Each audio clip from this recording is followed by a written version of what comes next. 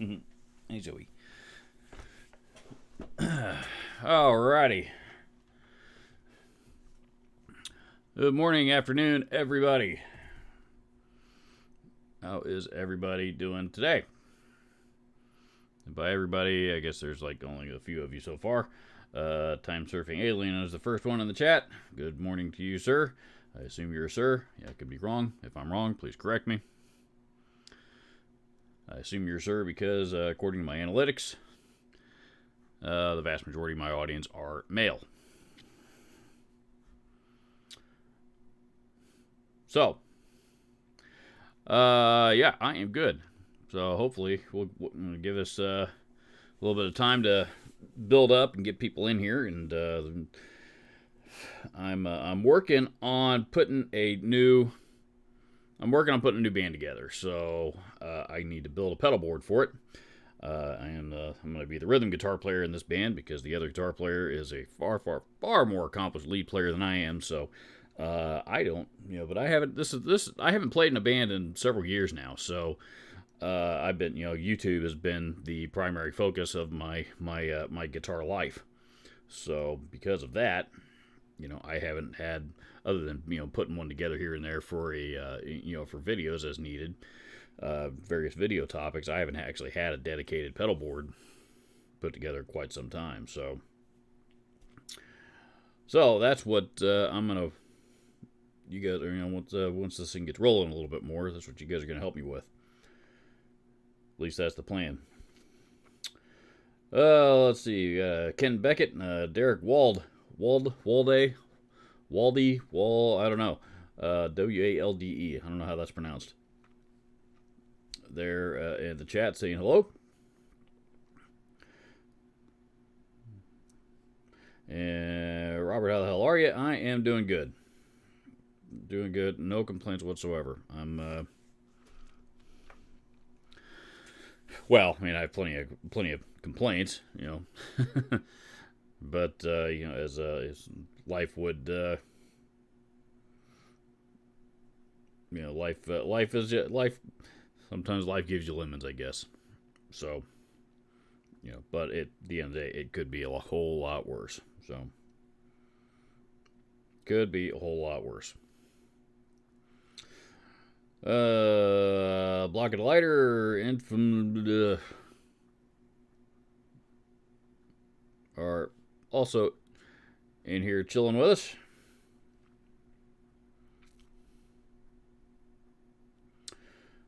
Just popping in briefly. Rehearsed today in Germany and have to say hi to Mom later on.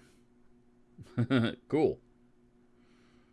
Yep, we were gonna have our first band practice today, but it snowed like hell here yesterday in Indiana, and I don't know how much we got, 6 or 8 inches at least, and so apparently they haven't gotten the roads all cleared out yet. So because of that, we decided to put it off for a week for safety reasons. So unfortunately, but it was probably the right thing to do.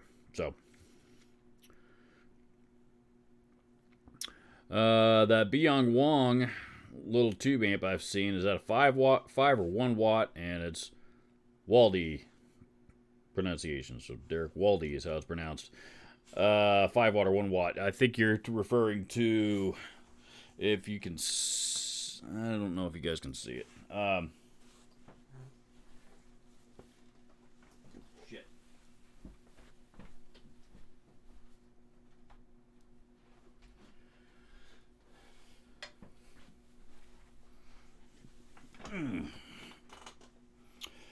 You're referring to this guy, which is the Wong's Mini 5.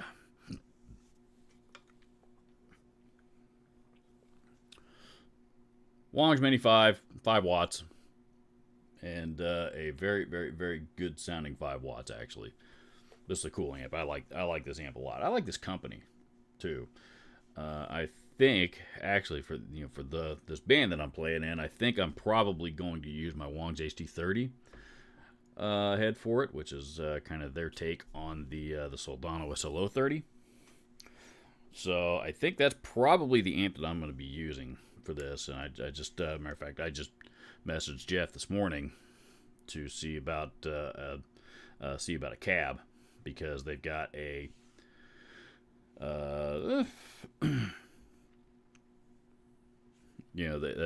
I wanted to see if they've got a matching 212 cab for the HD30 head, but they, I guess they've got an empty cab, which is fine. I just need to come up with speakers, but nice over here.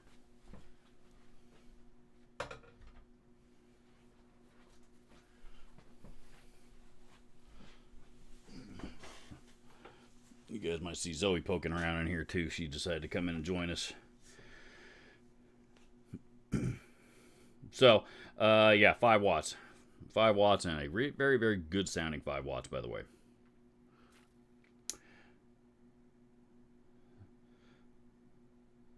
Block Alarm says here it's 15 degrees Celsius, which is 59 degrees Fahrenheit, so call it 60 degrees, and sunny. So that's pretty good weather. We don't see that kind of weather here in February very often. We did have like 1, maybe 2 60-degree days earlier this month, but they didn't last long. Like I said, obviously now we got 6 inches of snow on the ground. Let's see. Where are we? Ken Beck at 8. You want a Chiefs Super Bowl hat? Been a bid for the Colts. Thought maybe you might want to live vicariously through us. Forgive the off-topic message. No, thank you, sir. I appreciate it, but appreciate the offer. But I'm going to hold out until the next time the Colts win one, even if it does take another few decades. Who knows? We'll see what happens when.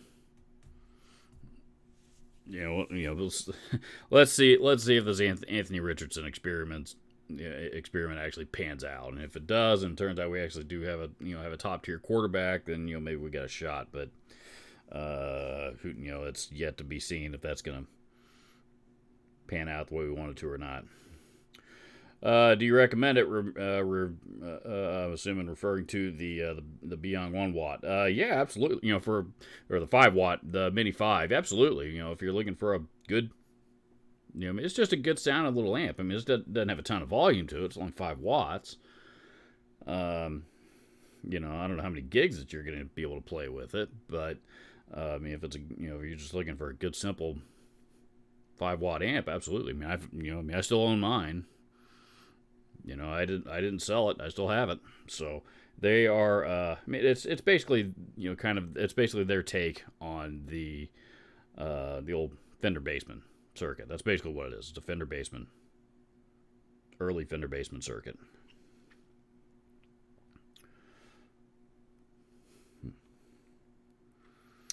Simon Cleverly is here. Time surfing alien. That's why I live in Alabama. My parents live in Alabama. My dad and stepmom, anyway.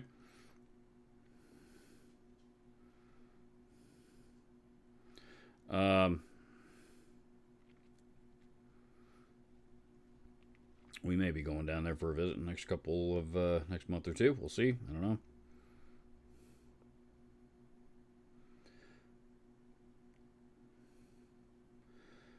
Let's see. Allen Aviation just went out to shovel snow, but gave up due to high winds. I'll do it later. Fortunately, ours went bad enough that I had to shovel the drive. So, love your guitar collections and gear demos. Big fan. Thank you very much. I appreciate it. I think Richardson's the real deal. Going to be good soon. I hope so. He played 5 games last year, and the 5 games he played in, he completed 1 of them, and that was the one that he lost. And the other 4, he got injured, one form, fashion, or another, and left early. So, when he was on the field, he was electric. But it's the when he was on the field part that is, that I'm concerned about. And I hope I'm wrong to be concerned about it. To be honest, I do have high hopes for the kid, but unfortunately, I'm skeptical. What are your thoughts on Mosky Golden Horse? Just got a free one. Can't beat free. I don't. A lot of people. I've never played that particular pedal, but a lot of people seem to like it. It's another clone of the Let's see, the Golden Horse. It's a clone of one of the Klon overdrive pedals. I don't know specifically which one. I think it's the original. I think they got a Golden Horse and they got a Silver Horse or something like that. I don't know, but a lot of people seem to like them. Particularly for the for the price. And I think with as many, especially as many of the Chinese companies that are producing, pretty decent quality clones that you could buy for 20, 30, 40 bucks now, I think it's becoming known that there's not a whole lot of, high tech, technology going into, a lot of these simple little overdrive pedals.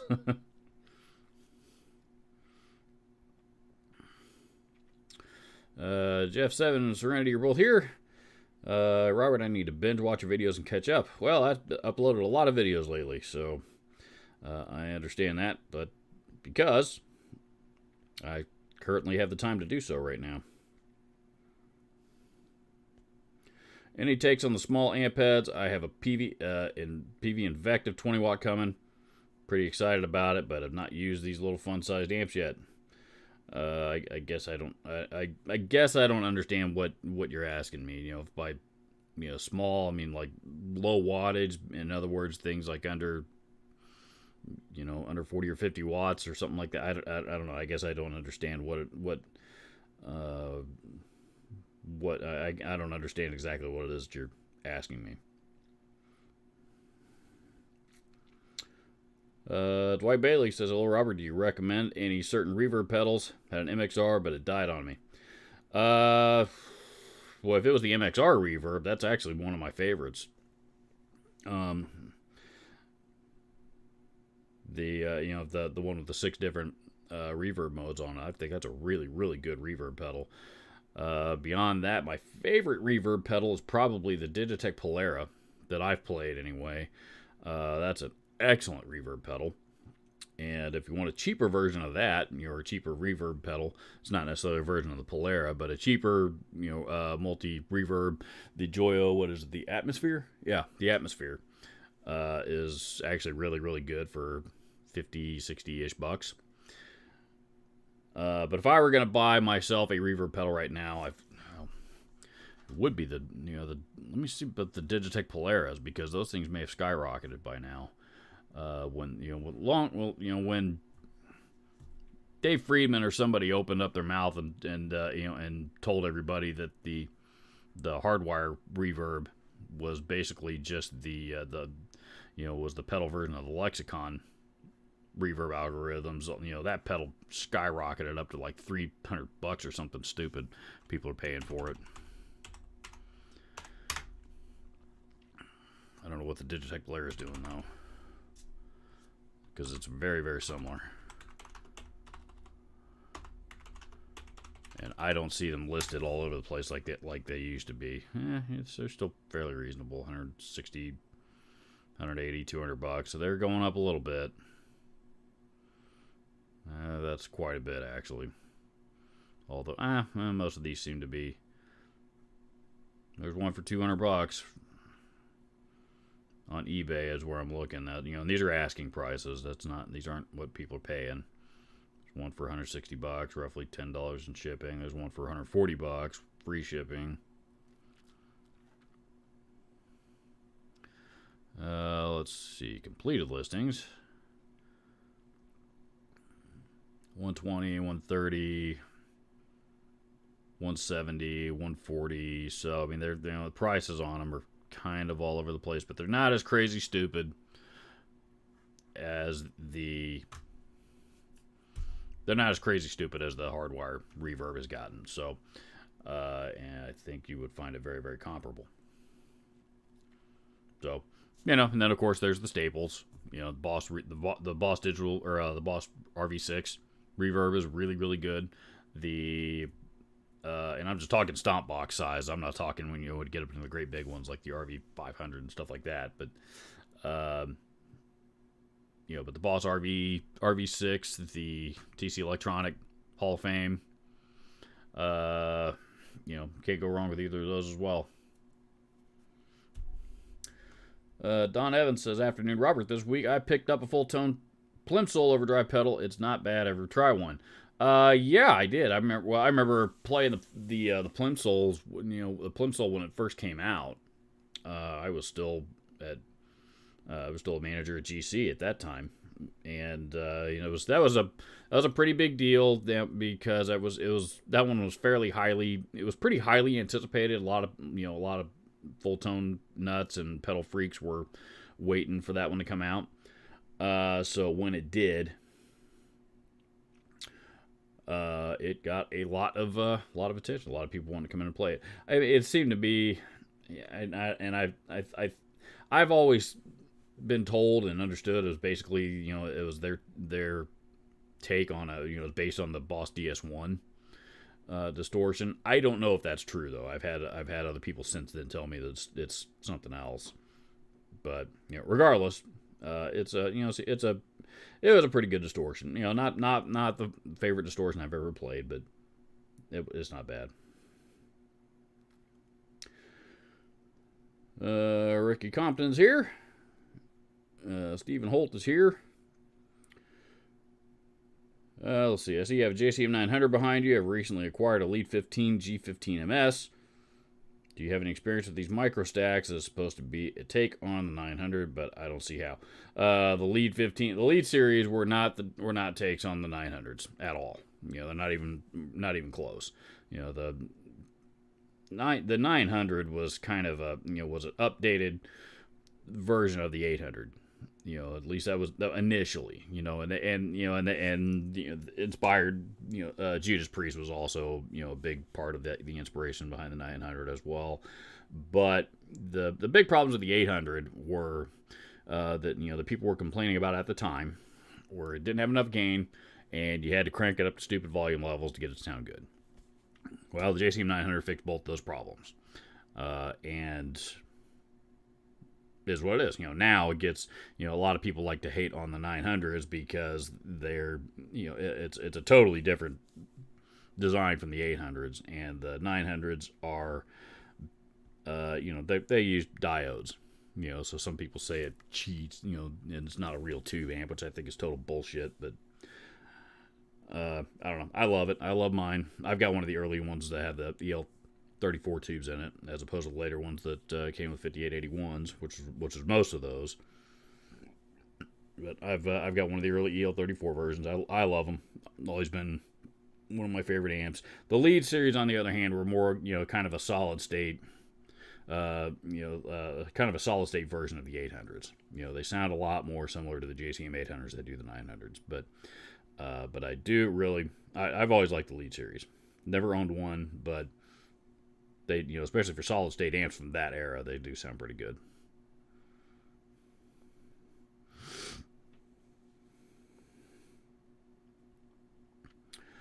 Want to know if you have tried any of the small low watt amp heads that most manufacturers have come out with within the past few years, and if you like the tones you can get. I mean, I own several. I think it's hard to see behind my head, but if I move out of the way, you can see my two Randall heads. One on top, that's an RM22, which is a 22 watt module head that a lot of people seem to have forgotten about, but and then there's the Diavolo RD20 sitting below it. And I've got a couple of old Panama heads that they sent me. I bought one and they sent me the other. They've sent me a couple of others as well when they were still in business, but now they're out of business. And the Fuegos are the ones that they had sent me, and those I've moved on. But anyway, but I got a couple of Shaman or a couple of Panama 20 watt heads here. What else do I got? My Laney IRT Studio that I use for most of my gear demos is that's just a 15 watt studio head. I don't know what else. Wong's HD30. That's probably the amp that I'm going to be using for for this band that I'm trying to put together right now. And that's just it's basically Wong's take on the Soldano SL030. So yeah, I mean, I don't pay attention to wattage. I pay attention to wattage if it's a live sound, if it's a live situation, and I know I need to have a certain amount of power, a certain amount of volume. in order to be heard and cut through to mix properly. But even then, nowadays, especially with technology and the way PA systems, digital boards and stuff, miking up amps, all kinds of stuff. I mean, you don't need 100 watts everywhere you go anymore. So,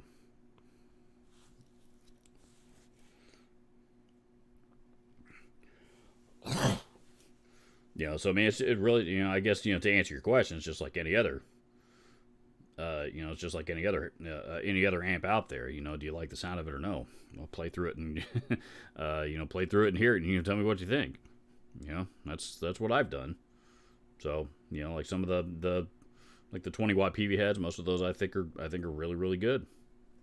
Some of the lower watt Bagheera heads, for example, I don't think are very good. I don't like them. These Panama heads, they're, they really, really need a good cabinet to run into. For example, because on their own, and they're just clones of other things out there. I mean, they've got a lot of features on them, but they don't always sound good in the right situations. So.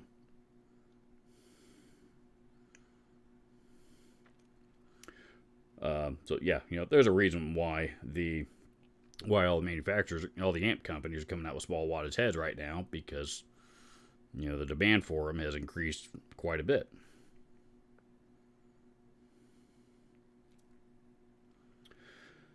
Let's see. What was that?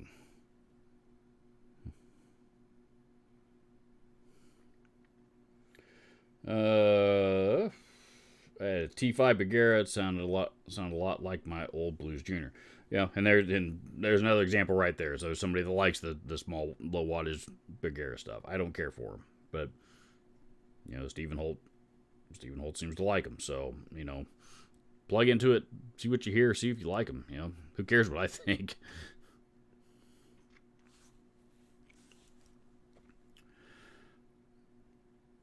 Stay Curious says, "Hi Robert, is there any product that can really hide scratches on a guitar finish, or is refinishing the only real fix?" As far as I know, it's a refin or bust. If you got scratches on a guitar, you're better off learning to live with them. If you can't live with them, then you got to pay somebody to refinish it. And if it's depending on the guitar, if it's a Gibson Les Paul or something like that, you're gonna devalue it in the process. So. I mean, scratches happen. It's just wear and tear.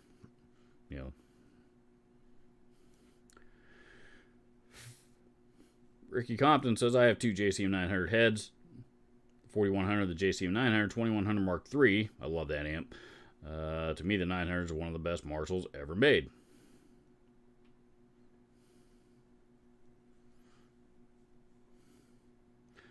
Would auto scratch remover work? I don't know, just throwing that out there. I have no idea. I mean, to my knowledge, most cards are not finished in nitrocellulose or polyurethane.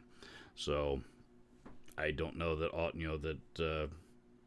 an automotive scratch remover would be a real wise idea, especially if it's on an expensive guitar. I think you might do more harm than good.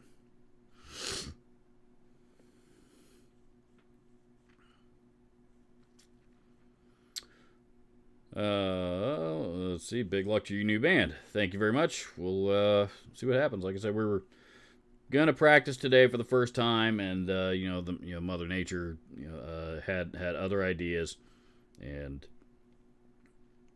we're gonna try it again next week and add some more songs in the meantime. So hopefully that'll lead to a more productive first gathering. And I've also got I'm still looking for a lead singer. And but I've it occurred to me a good buddy of mine that I forgot about is a really, really good lead singer. So I shot him a message to see if he might be interested, and if he is, that'll be the last piece that we need, and hopefully get out and start playing sooner rather than later. Laney heads are way underrated. I have two of them, GH100L and the GH50L. I love them. More people should try Laney amps. I agree. I love Laney amps as well, and with the exception of the AORs. I'm not a fan of the AORs from the 80s, and the Doom crowd hates me for it, and et cetera, et cetera. Among other peoples, I can't stand that amp. I absolutely despise the EQ. That active fucking EQ that they put in that thing. It's absolutely useless. So, not the AORs are not for me, but I'm not a big fan of the linebackers. I think those are terrible too. But but everything in their current lineup right now, all the Ironheart amps are excellent. The GH series or whatever those are called are really good. I think they've got a newer B series that just came out in recent years.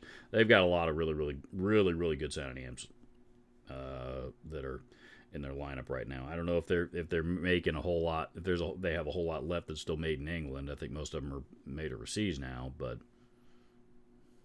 so what? Let's see. I recently got a Fender Pro Junior. Put a reverb pedal and an MXR Timmy in front of it. Sounds great, pretty loud. Enough for a small venue gig, 20 watts. Yeah, but sometimes 20 watts will do it. I mean, I've gigged with my Randall Diablo RD20 before. That particular, that was a pretty decent sized club. I mean, that particular gig, it was a little underpowered for that, but I should have brought a bigger amp to that particular show that I'm referencing, but for smaller stuff, it was perfect for a lot of that stuff.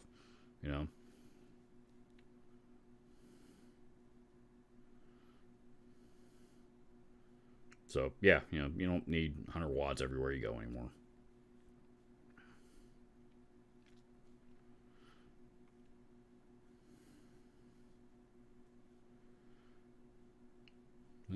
All the best, Robert, from Robert in the UK. So, I guess there's two of us named Robert. Cool.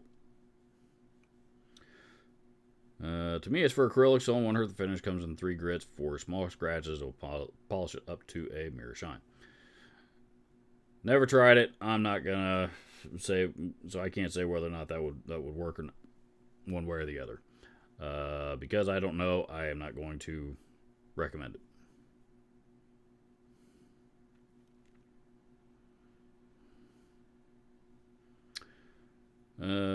Time Serving Alien says I only have low wattage amps. Don't have a head, just a PV Rage 158 Crate G80 XL. Nothing wrong with either of those. There's like a cult following for those PV Rage amps. There's a cult following. There's a contingent of people out there that absolutely love those things.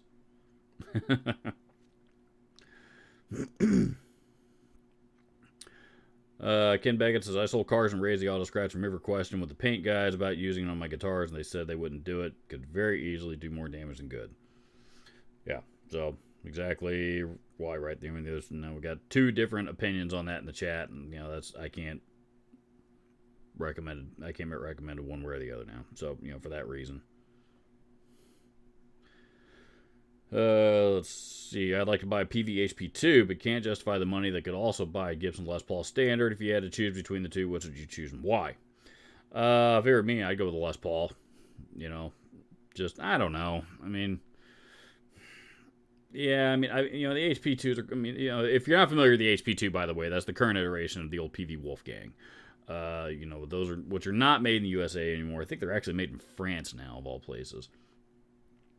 So now they're European made, and more expensive than they were, when PV was still making those guitars in the US. Of course, everything is, but but taking that out of the equation, I don't know, man. I mean, there's 2 pretty different guitars, to be honest. Les Paul's, Les Paul is a Les Paul, and the Wolfgang is, or the HP2, whatever you want to call it, is really, that's kind of more of a shredder style guitar. Shredders really seem to like those. So yeah, I don't know. If it were me, I've never been. I like Wolfgangs. I think they're cool guitars, but I've never, I've never just had to have one. So If it were me, I'd probably put that money towards a Gibson.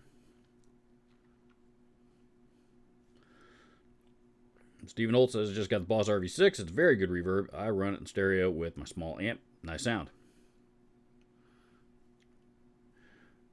Herschel Schochter says, I gave my Rage 158 away for a Harley Benton 6-string. Great little amp. Derek Walde, hate to bounce topics, Robert, but you said in the worst tube amps vid that Bogner Alchemist series sucked. I own one, concur. What were the biggest problems on those? Mine had some kind of short. They were just, I mean, the Bogner Alchemist amps were, they were really more Line 6 amps than they were Bogners. Reinhold Bogner helped with the design. But there was also a lot of Line 6's, digital stuff in it, but not like modeling or anything like that, but they were, but it had some of Line 6's more updated technology in it. And more importantly, they were built in the same factory that builds the Line 6 Spiders that just wasn't equipped to build high-end tube amps, especially, at least not at the cost that they were selling those things for.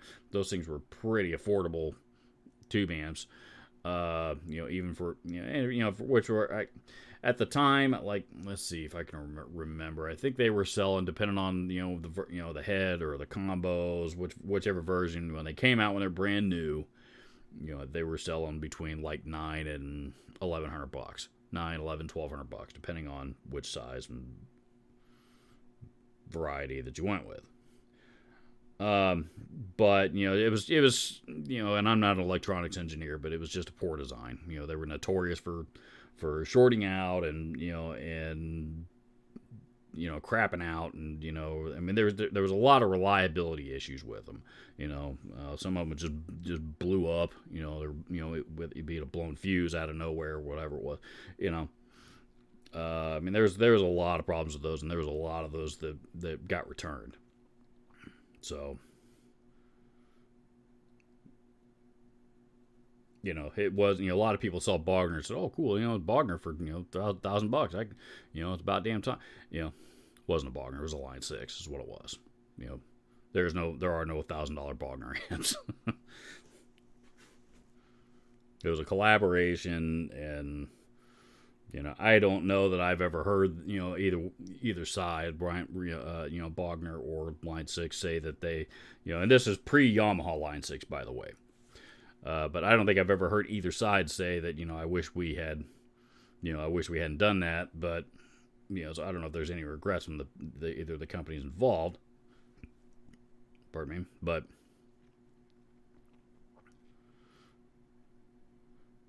as far as the market goes, it was kind of a failed experiment, because you also notice they haven't gone back and tried again.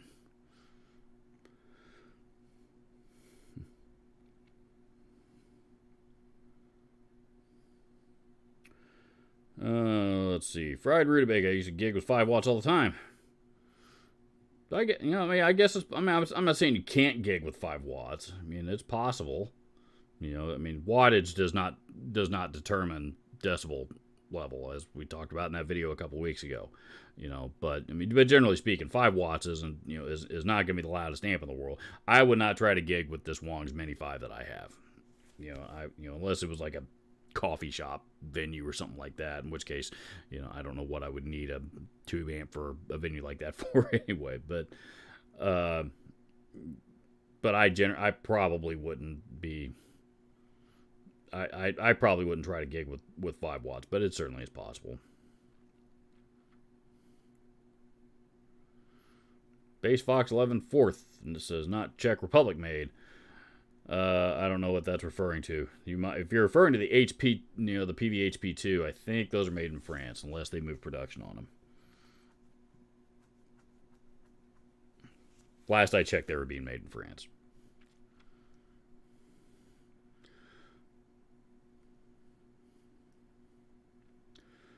Any thoughts on the re-release of the PV Vandenberg? Yes, it's about damn time. That's the good thing. That's the good part of that. Now the bad part is, the old ones, are about to skyrocket in value on the used market, which kind of sucks because the Vandenbergs right now you can buy used for for still pretty reasonable prices, but when the new ones come out, that's going to change.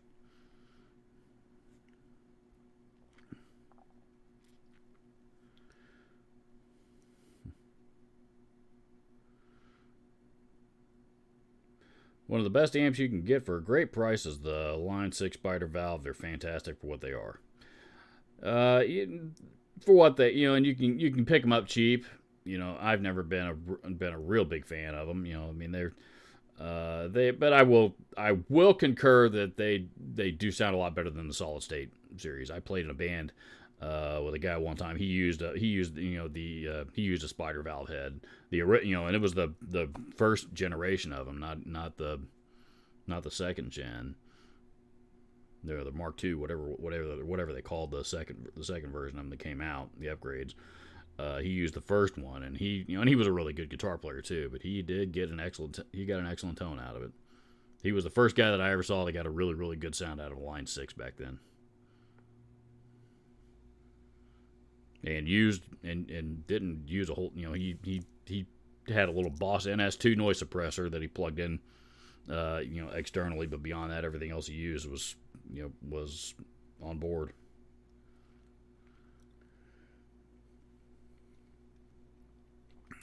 Don B says, "Hi Robert, question: when I turn the volume knob down on my Strat, I get a loud buzzing sound in the amp. Any ideas where to begin looking for the problem? Other guitars work fine. Turn the volume down on the Strat, get a loud buzzing noise sound in the amp. I mean, Strats are noisy anyway, just because they're single coils. I mean, if it's something other than a 60 cycle hum, sounds like a ground problem. In other words, I would check that first.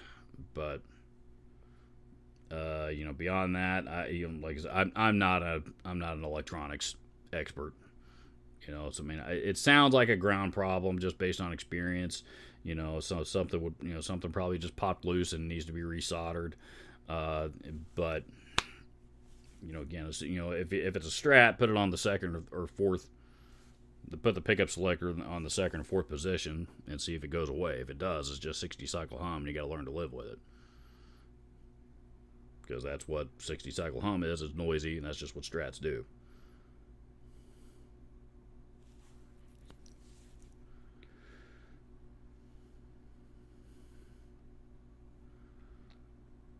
Spectre Cap, anyone know anything about Guitar Slinger 87 Mark III distortion? John Sykes sound from Whitesnake 87. Well, John Sykes was known for using a Mesa Boogie Coliseum amp. Even particularly back in his Whitesnake days. That was the basis of his sound. Mesa Boogie Coliseum.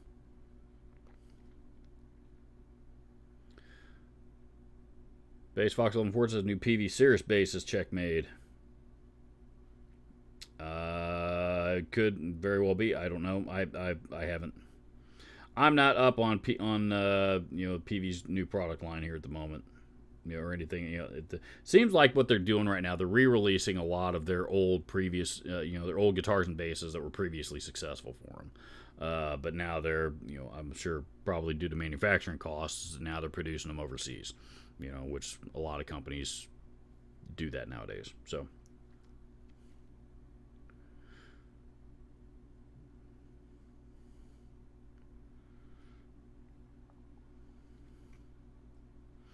yeah, PV's making every place but here. Yeah, PV is not manufacturing anything in the U.S. anymore, to my knowledge. So all of their amp productions moved overseas. All their guitar productions moved overseas. What guitars they're still producing.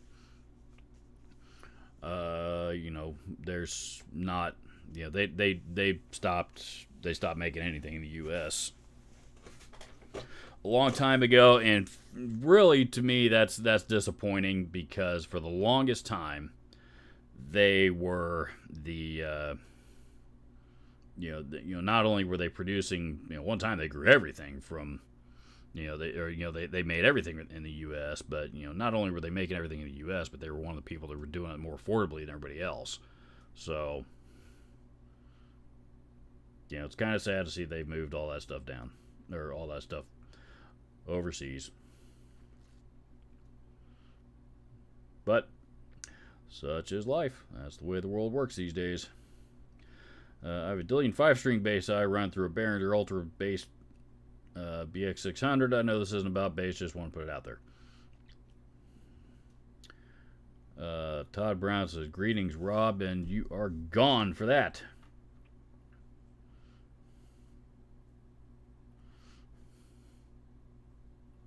Call me fucking Rob. Jesus Christ, what are you fucking new here? If you are new here, don't ever call me anything but Robert. It says Robert Jackson right there on the fucking channel. If I wanted to be called anything other than that, maybe that's what I would have named the channel.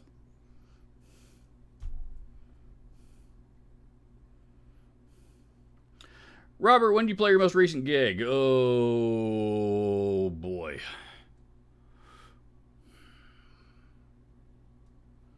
Most recent gig.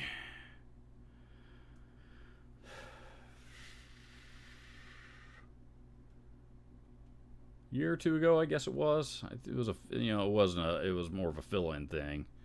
That's probably about right. Yeah, probably about a year or two ago, I guess it was. So I haven't played out much the last few years. YouTube has been the been the primary focus of most of my musical career stuff at the moment. Or not at the moment, but the last several years.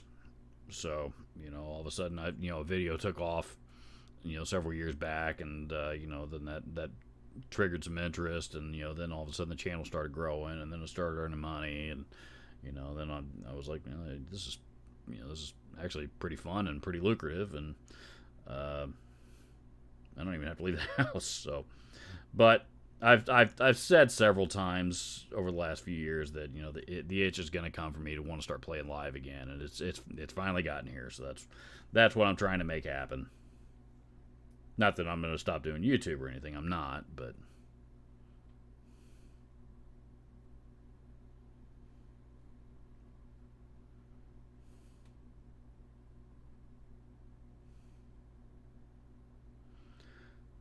what's up, everyone? I'm awesome. Weather is cold and a couple of toots down from range. Happy as a white horse in a mud puddle. Okay, cool. Peavy took a hit by their own hand when the CEO did that undercover boss. Yeah, that didn't do him any favors, but I think they've recovered from that eventually after a couple of years. There's not too many people even remember that anymore. And I think a lot of that may have also been been kind of a hit job. I know I've talked to a couple of people. I know a couple of guys that that have worked for Peavy for a long time, and never had anything but really nice things to say about Harley. So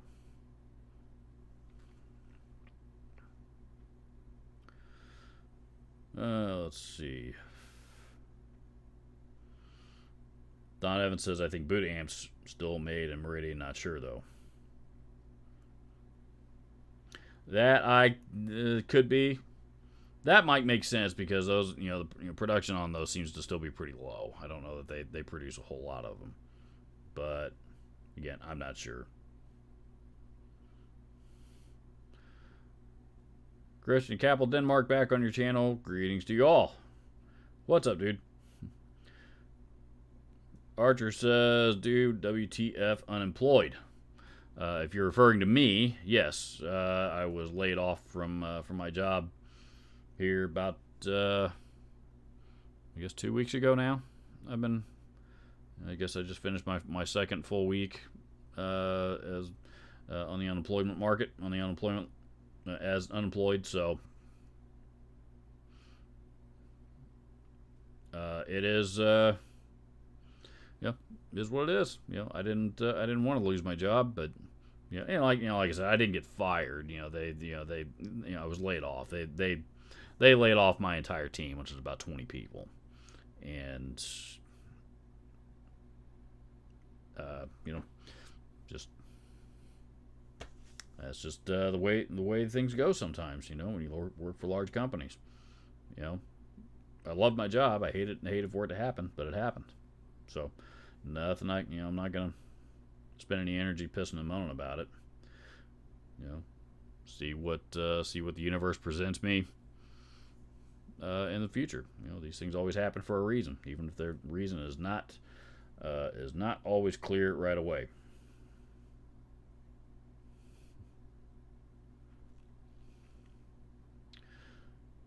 Times Over Alien says, "Wish I were close enough to catch you gigging." Well, like I said, we'll see how this goes. You know, we'll see how this goes. If it goes well, then maybe I'll figure out a way to set up some cameras and stuff, and yeah, be able to maybe make some YouTube content out of it, and so you guys can see what we do when we play live. I don't even know how this is going to go yet. What I can tell you is that everybody that's in on it so far, these are all guys that I've known for years, and all guys that I've really always wanted to play with for a long time. But it's it's timing's been off with every single one of them for one reason or another, and now all of a sudden seems to be that the stars are aligning, so to speak. But again, it hadn't happened yet, so.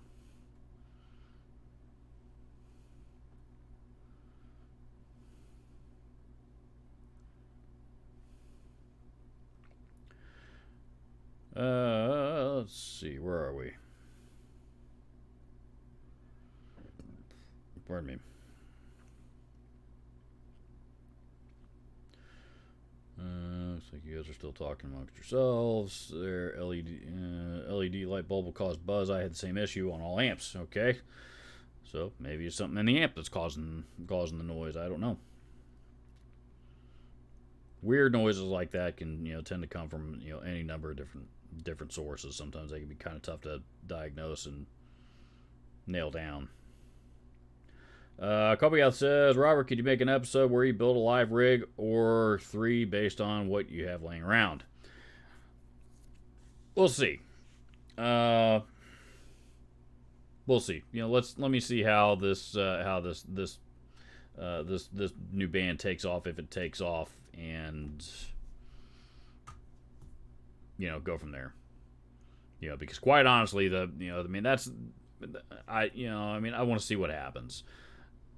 I want to see what happens with that first, and to be honest with you guys, the live rig that I'm going to put together right now at 46 is a lot different than the one I would have put together at 26, even had I had the exact same room full of gear to choose from.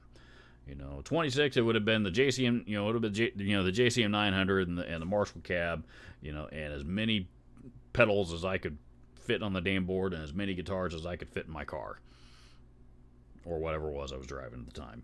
That's what I would have done then. Now, as we're going to get to here in a little bit, you guys are chatting, and I'm trying to answer questions at the same time. But as the thumbnail of this video has stated, and the title, the pedal board that I'm going to build, I guess I can use this as a chance to segue.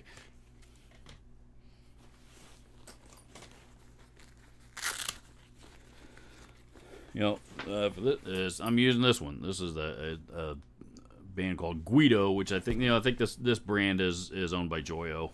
So I think it's a Joyo brand. They sent it to me a while back, and I did a video on it a while back. But I think this is the one that I am going to use for this particular venture for the time being. And oops. That's it. That's the size of it. That's what I intend to work with. So I'm not going to I'm not gonna build the suitcase pedal board like I would have once upon a time. And I'm gonna start with this guy, which is that little onstage mini pedal tuner. I showed you guys that in a video the other day. Here, I will tell you what, I'll see if I can add both of these products to the shopping tab here. The Guido pedal board probably won't be in YouTube's database. No, it's not. But I'm pretty sure the Onstage Mini Pedal Tuner is. Mini Pedal Tuner.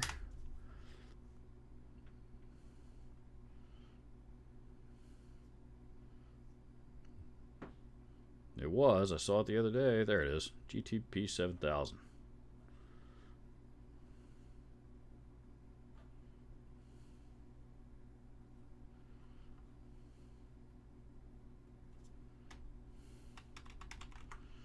GTP 7000. Walmart, Target. There we go. Walmart GTP 7000. Let's start with that.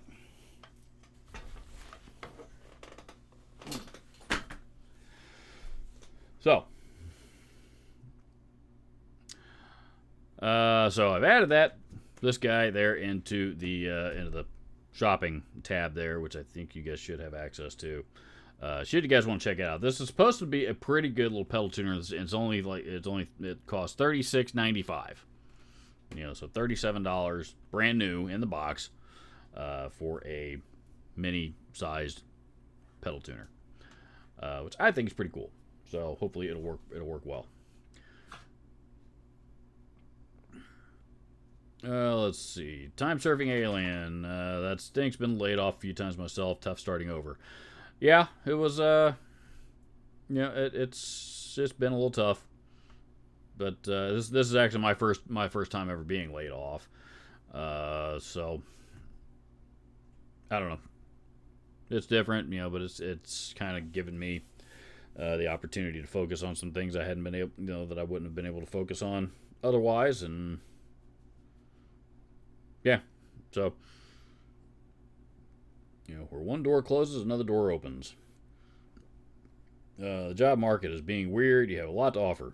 Well, that's what I'm trying to convince somebody, but I did get an offer the other day, but it was at a shop clear across town. I would have been in the car 2 hours a day minimum, and I can't do that. I don't want to do that.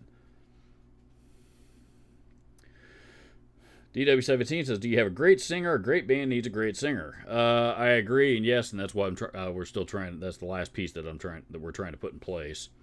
I've got a message out to a buddy of mine. I don't know if he's responded yet, by the way, which he may not have. Wouldn't surprise me if he hadn't. Let's see. No response yet. So hopefully, if he's in, and I've heard him. I've heard recordings of him. He's good. He's damn good. He'd be perfect for it. But he also has to be willing. I think he's got a real job as a computer software engineer or something like that. That pays his mortgage, and I get it. So.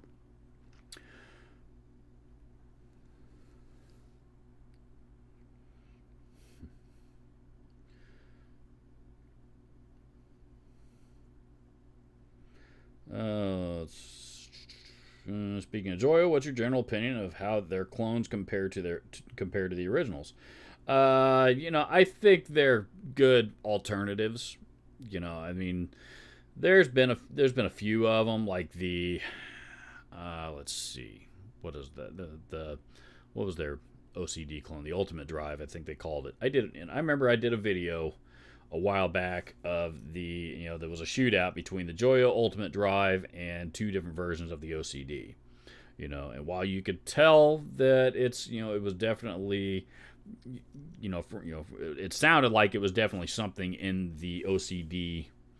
It came from that. That was the basis that it was made from. It didn't sound identical to either OCD that I was comparing it to, and that's not necessarily a bad thing, because it kind of also gives it its own personality, so it's not like they're direct one-to-one clones. There's other pedal manufacturers out there that are doing that, and I think probably even some of Joyo's products are, that's exactly what they are, but that's not the case for all of them. So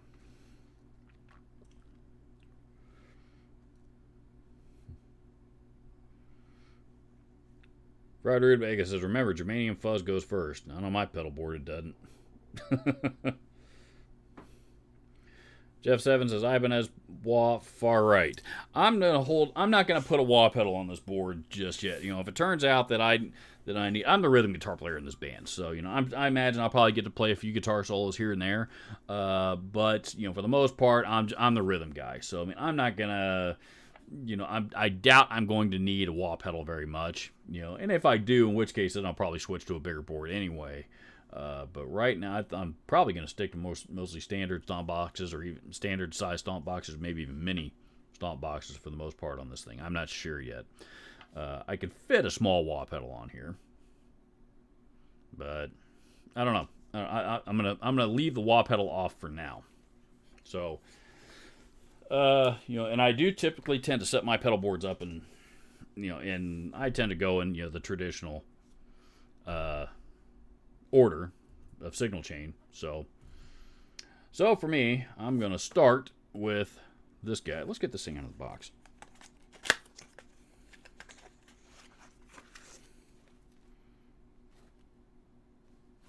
Free silica snacks.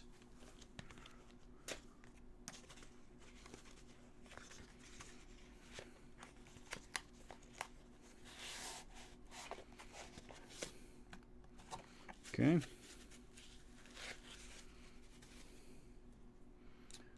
And that's it. That's the size of it. There's a miniature sized pedal.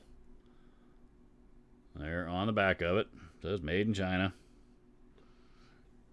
Nothing too spectacular or exciting about that. And there's an instruction manual, operation and function. I should know how to use a tuner, even though I'm sure there's plenty of viewers that will disagree with me about that. And it comes with Velcro should I want to use that, which I do not, because fuck Velcro. Not only am I not going to use Velcro, I'm going to use the Guido pedal board has its own mounting system to it. I'm going to start with that. These are cool because it comes with these, little clips and screws and stuff that you just, that you mount, the screws that you mount the clips to, and then you butt them up right up against the pedal, and then for some reason they don't go anywhere. I'm not real sure I understand the technology, but they seem to hold everything in place really, really well. So I'm going to start with that, and then anything else that, if I need any added pedal security after that, then I'll get these guys involved, which, those are 18-inch, probably might be a little much, but I don't know, I may see if some shorter ones work, but those are just, standard cable ties. $8 worth of cable ties from the hardware store. Lowe's in particular.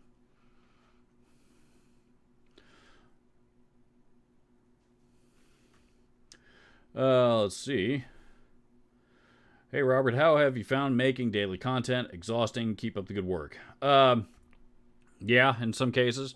There has been some instances when it has been tough to keep up with because, it's not the only responsibility that I have. Of course, I also...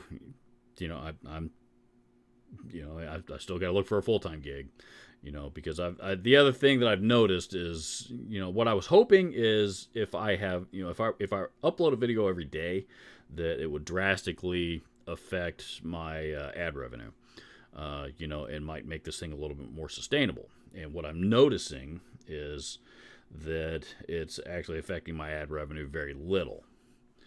And I don't know why that is, and also I've noticed that uploading a video every day, whereas I used to upload twice a week plus a live stream, now I'm uploading six times a week plus a live stream, give or take. So essentially I've tripled the number of videos that I'm producing, and the live stream, the ad revenue has actually stayed about the same, and which, like I said, I can't explain it, but usually my videos will, they don't generate a ton of views for the most part, but it's, even a decent pedal demo will still generate, still get 1,000 1,500 views, within the first 24 hours. Now most of them, I don't know about most of them, but a lot of them aren't even cracking that. So, exhausting in some instances, yes. It's I don't know. I mean, I'm enjoying it, but I don't, as from a financial standpoint, until I start getting more sponsored videos, I'm able to start making more sponsored videos. I mean, that's where most people make their money anyway, sponsored videos. I don't have a lot of those right now. I've got one. Matter of fact, I've got one that's going up Monday, and and it's not a high dollar one or anything, but that's really the only one that I've got on the docket at the moment. So. So between producing videos, which takes, I mean, it's 4, 5, 6 hours a day per video, give or take. Like I said, I'm still responsible for, for finding, for looking for a full-time job and sending out resumes and being available for, for interviews and all that kind of stuff as well. So.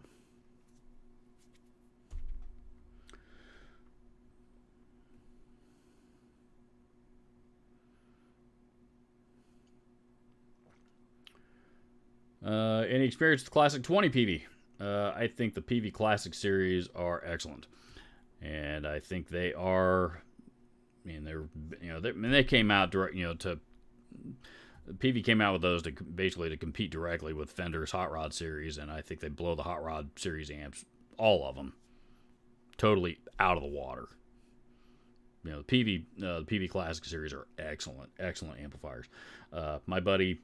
Paul Bielatovich, who plays for Carl Palmer, among others, but Carl Palmer's his main gig, and his gigging amp, and has been forever, is PV Classic 30, maybe 2 if it's a really big venue. I think is what he uses, but regardless, he uses a PV Classic 30, and he's a monster guitar player, by the way. PV Classic series amps are really, really good. I'd sync for you, but you'd only do 1 gig. We definitely want to play more than 1 gig.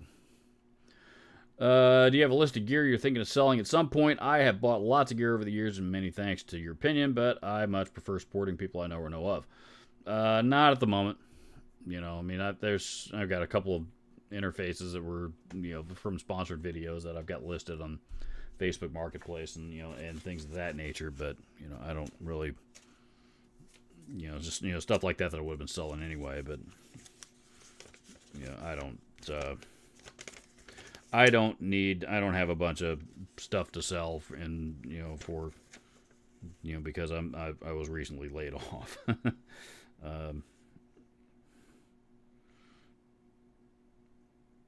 So I mean, financially we're gonna be okay for a while.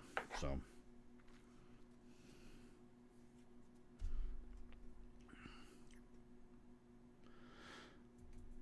I got fired a week before Christmas. It was a while ago. A new door will open.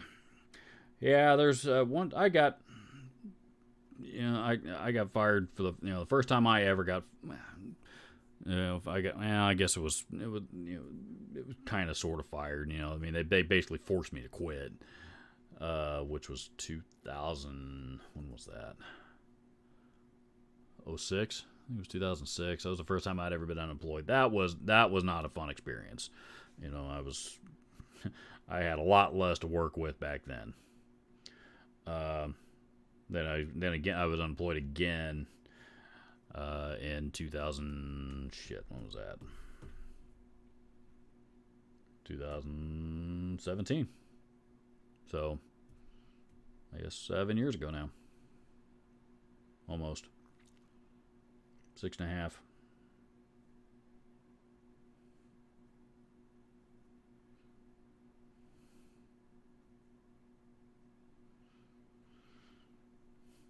Derek Waldy says, to clarify, I'm referring to LED bulbs in the home instead of incandescent. If on the same circuit as the amp and rig, perhaps the LED bulb is responsible for the buzz.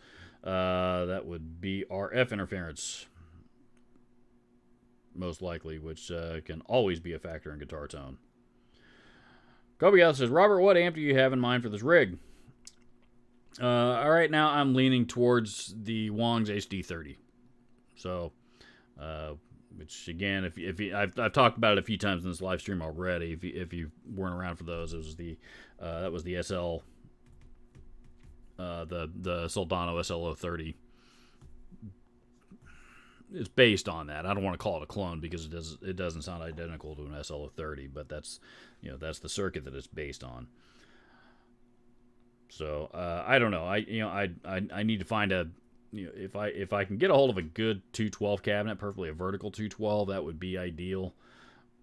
And I do have that that Seismic Audio 212 cab behind me, but that thing's a beast, and I do not want to lug that thing around.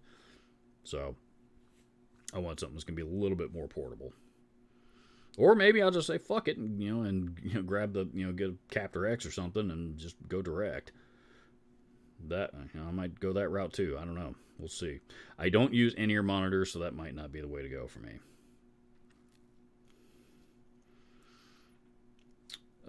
See, that's the power of your channel, market info, and you have other brands that you use.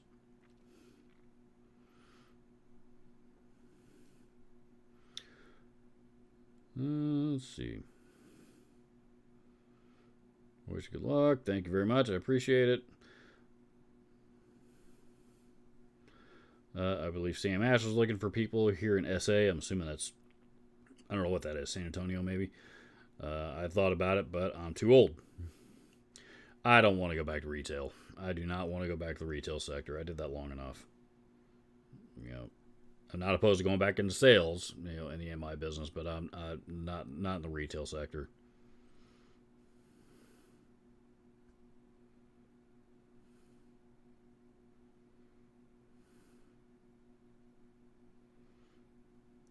Worst time I had was being fired 1,000 miles from home. Yeah, that would suck.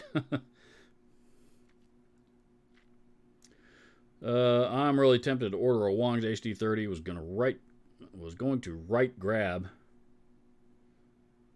but that would have been a little weird. Oh, oh, I see. So he was gonna write that he was gonna grab a Wong's HT30, but I'm with you now. It took me a minute, but I see what you're saying. You ought to, man. They're great amps. I did a video on it when I got it. I don't know when it was. Less within the last year, I guess. It's a great amp, man. It's a great head. I really enjoy it. So I just need to find the right cab for it, particularly for this gig. Jake Lee Guitar says, I had the same issue. I uploaded 31 times in January and very little changed. AdSense-wise, it's probably the worst time of year for ad revenue. We might have had drastically different outcomes in November, December. Yeah, I mean, November, December is November in particular is, those are usually pretty strong months, for everybody, as far as ad revenue goes, because that's when all the advertisers kick up their advertising on YouTube. So everybody's goes up every year about that time of year, though I've had some years that have been better than others. This year, and even last year in particular was terrible. This past year was better, but not great. Is the HD30 point-to-point hand wired? No, it is not. No, it is not. It's an import amp. So here. Let me see if I can grab it without fucking up too much.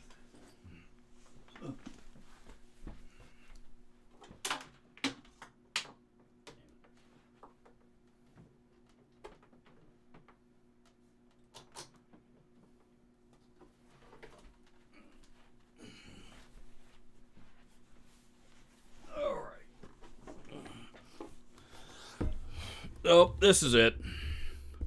So you guys have seen this one. I mean, I did a video on it a while back, and I've used it in a few other videos since then. Not a ton, but I've used it. So it's yeah, cool amp. It's basically it's a 2-channel amp basically with a couple different modes, different gain modes on the channel 2, or maybe channel 1. I can't remember how it switches.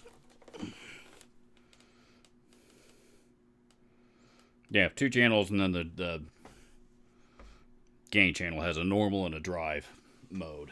So, it'll do the clean stuff really well. It'll do the low to moderate, the low to mid gain stuff really well. It'll do the high gain stuff really well, and I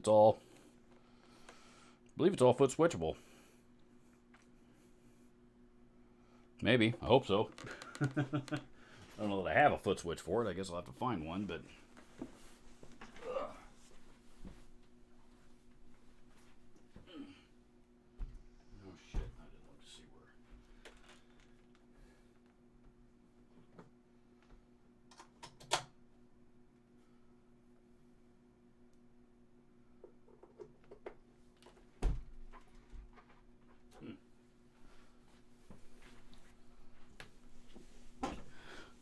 And I totally just forgot which, I don't remember which goddamn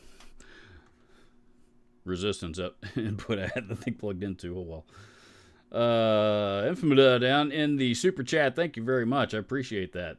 They appreciate that very, very much. Robert, have you ever worked as a factory rep?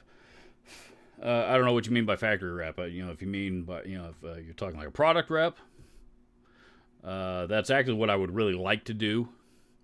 Is be a rep for, for a brand. There is an amp brand that I've had a discussion with, but I don't know if it does. They seem to kind of be blowing me off now.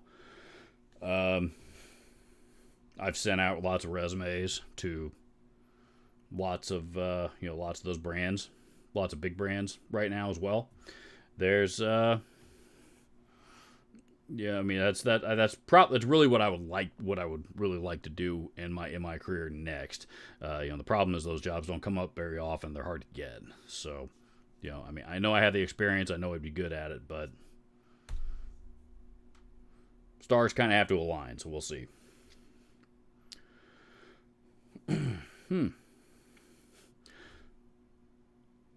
I know Wong is a common name in China. I wonder if they know the meaning here. And I think that's what it's, that is obviously is what it's named after. I'm sure they probably do, but they don't. They probably think, they're probably more mature than we are here, and they don't associate everything with the penis, like Americans seem to do. Because let's face it, that's how we roll. Jeff 7, what overdrive and distortion can you use on your pedal board? That is an excellent question, because that is actually the next thing that I'm going to do. What do you guys think I should use? I think, actually, you know what? For distortion, I think, you know what I'm going to do?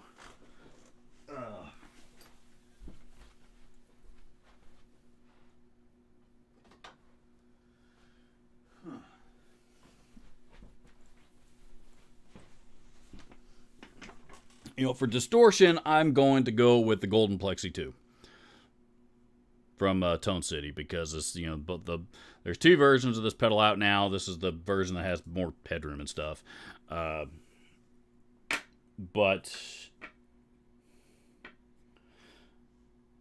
I think that's what I'm going to use for my distortion. Realistically, I'd probably be using the amp distortion more than anything, but it's never a bad idea to have a backup distortion on your pedal board, or at least that's the way I've always done it. Have a backup distortion pedal on your pedal board, so you can either use it as a backup, A, or B, you can, it's a alternative, different type of distortion from what your amp may sound like. So, should you want to change tones, that's a really, really good, efficient way to do that. So, for distortion, I'm going to go that route. Overdrive, I haven't decided. I don't really want to go the Tube Screamer route if I don't have to. I don't know. What do you guys think I should use? I'm kind of leaning towards the maybe a blues driver of some kind. Maybe I might use the Wazacraft blues driver.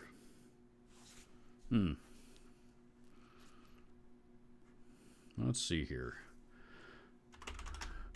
Well, first, I'm going to add the Tone City Golden Plexi. Maybe. Maybe I'm not.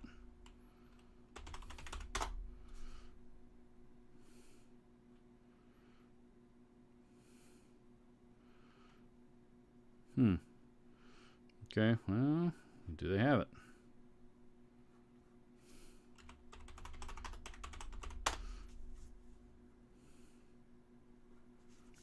plexi pedal.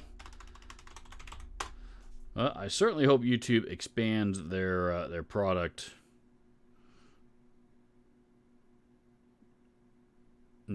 product affiliate program here. Things. I mean, a lot of they do have a lot of stuff, but there's a lot of times that I search for stuff. At least in our genre, they never have it. So let's see. I don't know. But back to the overdrive. I think I might go Blues Driver. To be honest, just because it's kind of hard to beat, kind of hard to go wrong with a Blues Driver. Let me give this more thought. Is there just something else? Yeah, I'm gonna go Blues Driver. I'll be right back.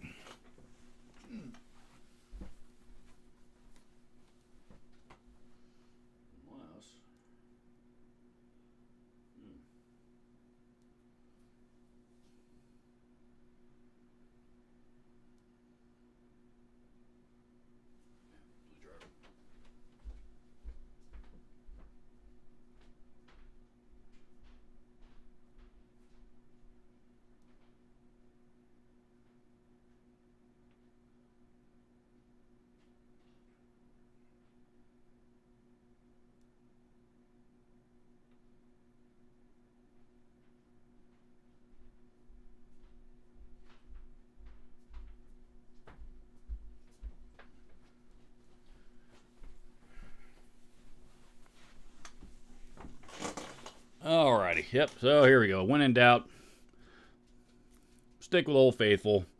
We're going to go with the Wazacraft, the Boss Wazacraft Blues Driver for my overdrive on this board. Go with something like that. Because, you guys know, I love Blues Drivers. Boss BD2W. Add that to the product tab, should anybody want to go check it out for themselves. I'm adding things to the product tab, by the way, because if any of these things do have any interest to you guys can click on that and go check it out. And it does help support the channel because I do earn small commissions should you decide to make a purchase through those links. So, let's see. What's your thoughts on the budget S-Series Ibanez? I like Ibanez guitars. I mean, some of them are a little bright. The S-Series are really, really thin body guitars. So I mean, if you like lightweight solid body guitars, that's you're not going to find much lighter weight than that. And they are absolutely very, very lightweight. So. Yeah, I mean, Ibanez has been making quality guitars for decades. I mean, there's, they've had some, they've put out a clunker or two design over the years, and they've had several as well that are just, you produce as many guitars as they do, you're gonna have a few lemons that come off the line, I mean, that kind of stuff happens. But I mean, generally speaking, I like Ibanez. I own a couple, and I've been happy with them.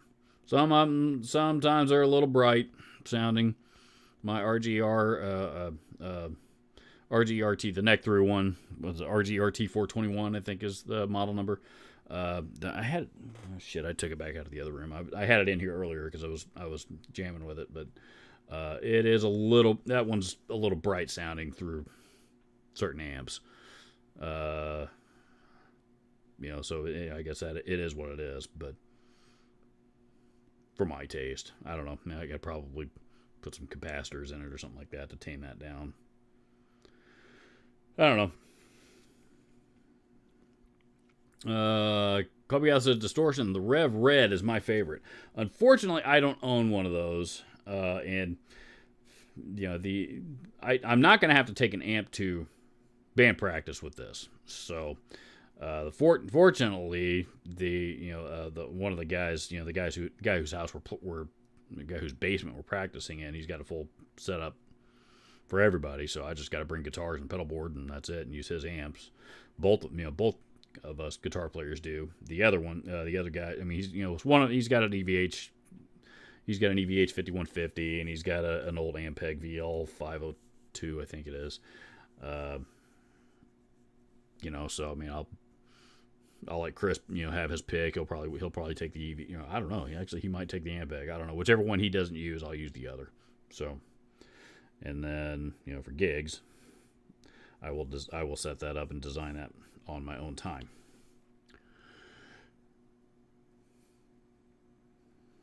Some Phonochromes says, Robert, how do you get along with Gretsch guitars? Depends on the model. I'm not the biggest fan in the world of the the Electromatic stuff, the Electromatic series. Though they're good guitars. Nothing wrong with them at all. They're very well made. Good quality instruments. I just you play one of the higher end stuff, even the made in Japan stuff. Certainly the USA stuff. Pardon me. And there's a pretty noticeable difference between high-end Gretsch and Electromatic Gretsch. So, the Electromatics are good guitars, but the high-end stuff is really, really, those are really, really nice. So, but the other thing I guess that I struggle with Gretsch guitars is most of them are semi-hollows or hollow bodies, with the exception of the Jets. Most of them are semi-hollow or hollow body guitars, and I don't play those really at all. So I mean, I'm a solid body guy.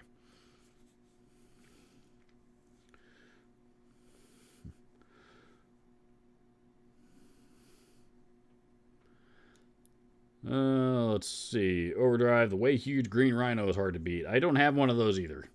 And the other thing, the way huge pedals I really like, but they're a little wider. And again, that's how much space I'm working with. So, the Blues Driver may not even work here. We'll see. That one may end up having to come back off. I'm gonna have to play with how I've got them all, how I've got them all mounted. I'll have to figure that out. What's this here?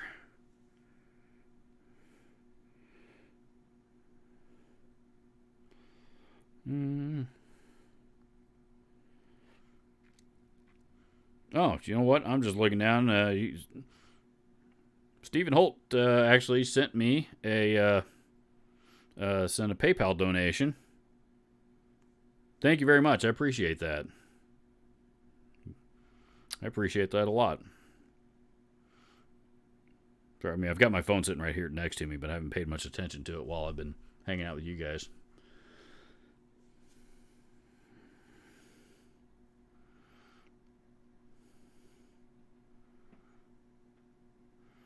Says, thanks, Robert. Once again, hope things look up for you. S.G. Holt, San Antonio. I was right. It was San Antonio. Thank you very much. I appreciate that. If you would like to do so, you can check down there in the description. There are various different ways you can support the channel, should you want to do so, other than just the super chat here in the chat. Though that is the easy way, and I'm not complaining about anybody who wouldn't use that either. Right on, Big Rob, and there's another dude that is going to get put time out because he can't seem to pronounce my name correctly. I didn't think it was that difficult, but apparently it is.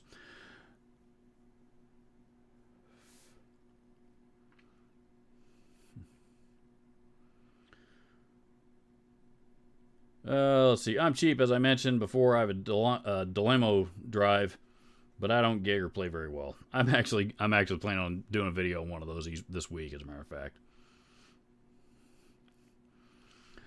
Have you ever tried the Boss JHS Angry Driver? I just got one at Christmas. I always wanted the Blues Driver. I have one. I have an Angry Driver, and I think it's excellent. But I'm not gonna go with it on this pedal board because for to really get the most out of the Angry Driver, you need to have an external foot switch. To be able to switch back and forth between a lot of the modes on it. So when you do that, and it's we're getting into a lot more real estate that. That I'm not getting into. So at least I'm trying to avoid here with this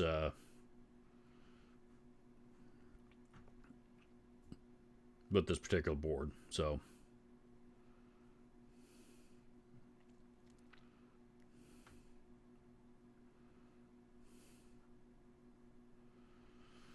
let's see. But if it turns out, I was just thinking this as I went out to grab the Blues Driver off the shelf. If this thing does start taking off, and I do find myself needing a bigger pedal board, I will probably swap out the Blues Driver for the Angry Driver. Just to add some more flexibility. So yeah, I love the Angry Driver. I think it's excellent. Have you ever used anything from Crab Amplification? I stumbled across their videos. I am not familiar with them at all. Never heard of them. Let's see. Robert is back. Yes, I am. I just stepped out of the room for a second. Boss DS1, DiMarzio SD100, Marshall JCM 800. In a perfect world, yes, but unfortunately, I don't have a Marshall JCM 800. I wish I did.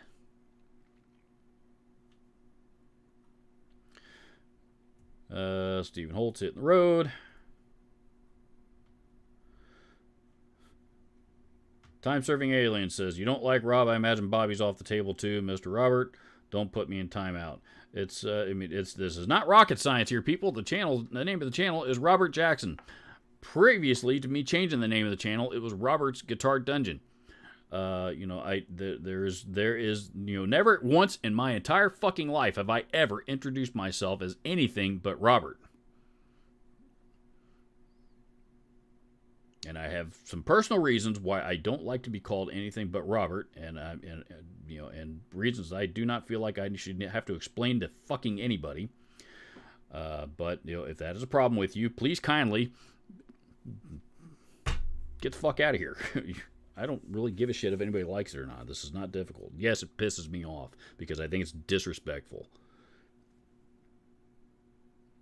I'm always very, I always ask other people, if I'm addressing them, how they would like to be addressed. Somebody named David, for example, I'm talking with. I ask them if they prefer to be called David. Do they like Dave? How do you prefer to be addressed? Shit ain't that hard if it's confusing. Jesus. Let's see. How many here think Robert will make an excellent boss rep? He's a fan, he's knowledgeable, he's enthusiastic. I would like to think I would do I would do all of them. And I have sent them my resume, but they don't seem to have anything available at the moment. So but yeah, I would that would be awesome to go work for Boss. I love Boss. I love Boss products. Okay, so let's see. So back to the pedal board. So I got a tuner, I got overdrive, I got distortion. I don't know. I think I'm gonna leave the rat pedal off here for now. Part of me was thinking maybe I should put a rat pedal on there, or or even the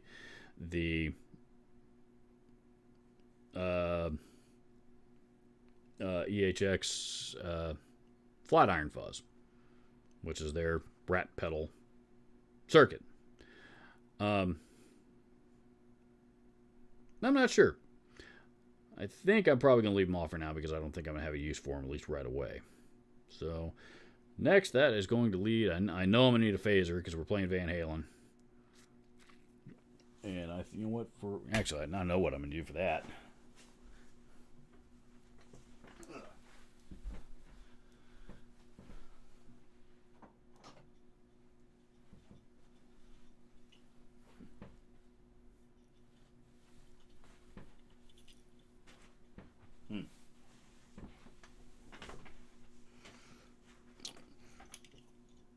No question there.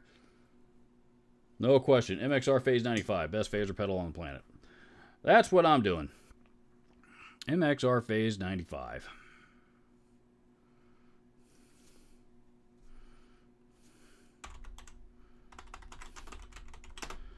MXR Phase 95.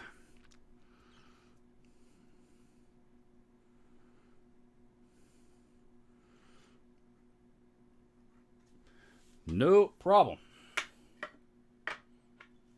Though I am curious what the hell is rattling around in here that I've never heard rattling around before. That's kind of concerning. Maybe it's always done that. Just a wire or something. I know it works fine. Oh, let's see. So phaser, I should probably do flanger, chorus, and delay. Probably give me the last things that I need. Flanger, chorus, and delay. Robert's Guitar Dungeon, cool name. Actually, when I first started this channel, that's what I named it, just thinking it would, it was something kind of goofy, fun, to name the channel. And then as time went on, that's when I discovered that, this is not. I was having a much harder time identifying with the name anymore. And it got to the point that people outside, I would meet people on the street, and they would ask about my YouTube. They would hear that I have a YouTube channel. Oh, cool! What's the name of your channel? And I would have to tell them it's called Robert's Guitar Dungeon. And I was embarrassed to tell them the name. Tell them what to search for, and that's when I kind of decided that that it's time for something to change. I need to move on from that. I need to rebrand and all that kind of stuff. So that's when I just changed. I was originally going to change the name to my name followed by the Guitar Dungeon, to make the transition a little bit smoother. And eventually I said, it's that's a waste of time altogether. And I'm just going to change it to my name, and now it's called Robert Jackson. And that's probably where it's going to stay. So, so I'm glad to hear there's still some people out there that call it that, that they think it's a, Robert's Guitar Dungeon's a cool name, but I outgrew it, I think. Jeff Sevens is EQ or modulation next. I'm not going to worry about EQ on this one. I'm gonna rely on the EQ of the pedals and the amp as necessary. If I need to add an EQ, I always can. God, EQ pedals, I got plenty of them. If I have to go that route, I'll probably grab the Source Audio, but mostly just because of real estate. But I'm gonna see if I can get away without it for the time being. Simon Cleverly says, I've always loved this channel. Just when things are going smooth, random shit happens. There's always entertainment here. Robert, does this board need chorus, reverb, delay? I don't need reverb. Doesn't need reverb. I'm not a big reverb guy, to be honest. I use it occasionally, but and I use it like when I'm mixing. We're mixing, recording and mixing tracks for the channel, but I don't. I don't use reverb very often. So, and even if I do, I actually prefer reverb to be on board the amp. Like my JCM 900 dual reverb. I will usually run that amp with the reverb on, at a low setting, like 2 or 3 or something, and kind of just use it as like a accent, as part of my bass tone. But I don't need this particular board anyway. Does not need a reverb pedal. It does, however, need chorus and reverb, and I think it need. I'm gonna need a flanger because I think one of the songs I am gonna be playing lead on is gonna be Talking About Love. So I can get away with just the phaser on that, but you know what I think I'm gonna do.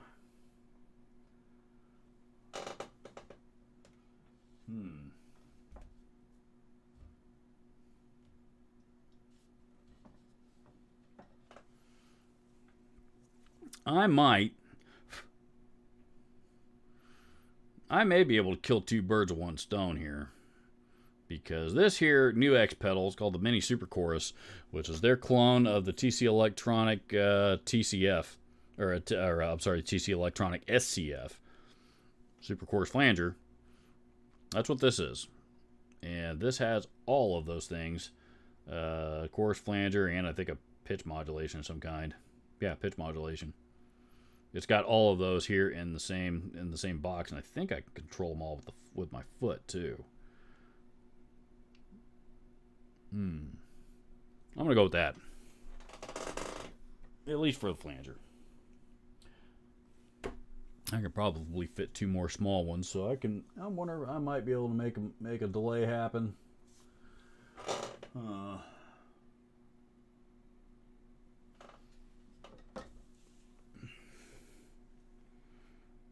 Yep, gotta have delay. We're doing some 80 stuff too, so definitely need something with a digital delay of some kind. So, in which case, I'm gonna.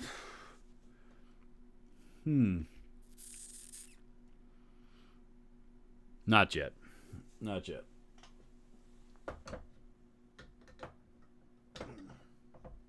I'm not gonna commit to that yet. I'm not gonna commit to that yet. Let me get through some more comments here. Let me kick around what I want to do for. So I think I'm still gonna end up going with a separate chorus and separate delay pedal. Let's see. Checking out, Robert. Have students with makeup lessons today due to the snow earlier this week. Good luck with the band, job prospects, upwards and onwards. Awesome, man. Thank you very much for hanging out. This thing's going on an hour and a half. I don't usually do live streams quite this much, so or quite this long these days. Usually I tend to cut them off at about the 1 hour mark. But hey, you guys are chatty and I'm having fun. So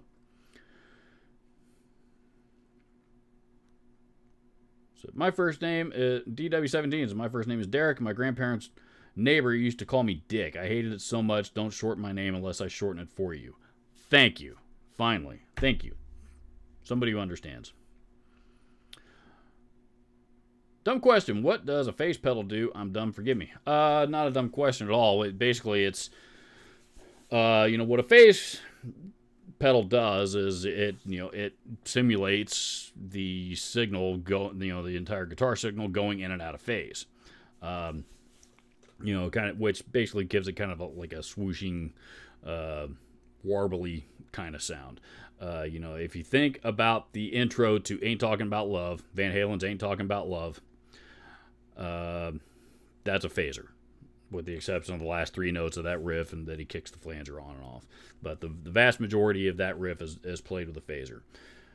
That's probably the best example that I can think of, and he used an old original Phase 95 from that. The old, I think Eddie used the script version from the 70s on that pedal. So the Phase 90 rather. The Phase 95 that I just showed you guys. That is, that's a version of the Phase 90 that they have out nowadays that has a couple different versions. There's been a lot of different versions of the Phase 90 out over the years. The Phase 95 encompasses a lot of them into the mini-sized stomp box. So,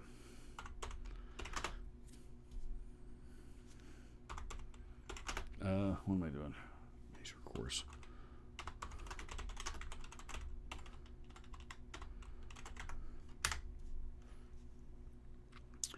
And forget, I'm adding the mini super chorus to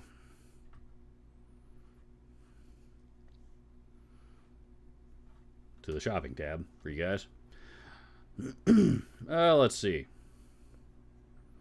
So yeah, phaser is a pretty cool sound. I would pull up Ain't Talking About Love and play it for you guys here so you can hear the intro, but if I do that, it's going to demonetize the video for copyright reasons. So I'm going to have to encourage you to go listen to that song on your own. Just listen to the intro, and that's what a phaser is.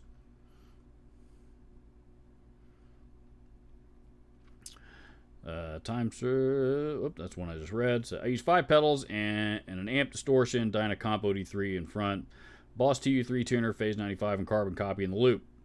I had to run a tuner in the loop for a buffer for Phase 95. That's not bad. I never thought to do that before. If you need a buffer in the loop, put your tuner pedal in there. That's a good idea. Just curious, you and several other channels changed their channel names around the same time. Was it a suggestion from YouTube or just coincidence? It must be coincidence because I don't know who else you might be referring to. I know Stay Metal Ray changed his channel name to, I think he just changed it to his Ray Charles, I think is, or Ray Xavier, I can't remember.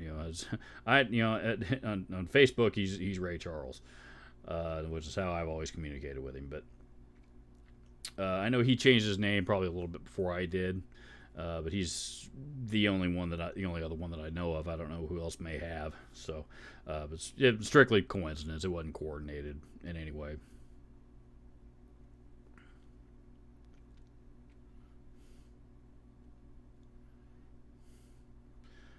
Let's see.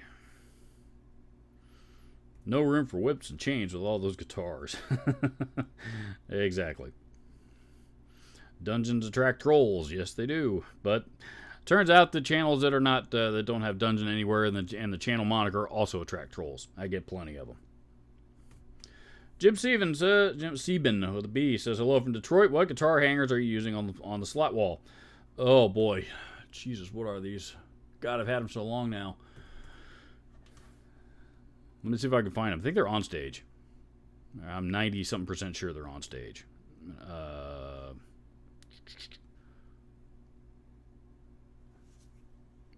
Let me see what I can find.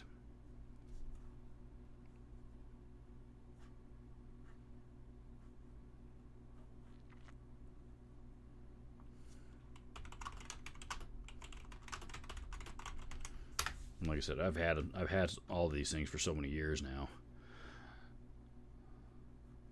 There they are. On stage GS. I think this is it. Yeah, on stage GS67. Let me. GS7650 RB.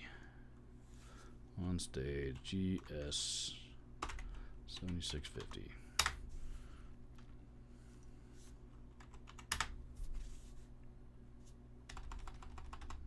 Yep.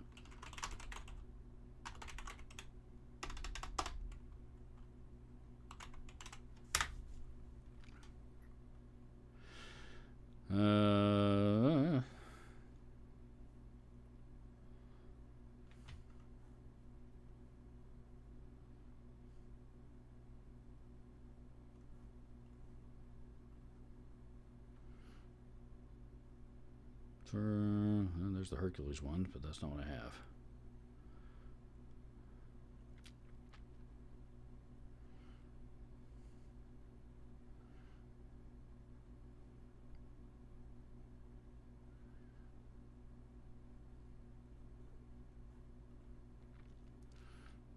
Hang on here. Let me find them. There's one of them.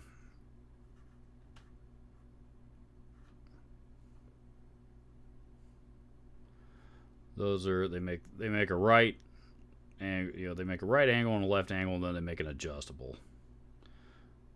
There's the adjustable one, which those are quite a bit more expensive, but they're there.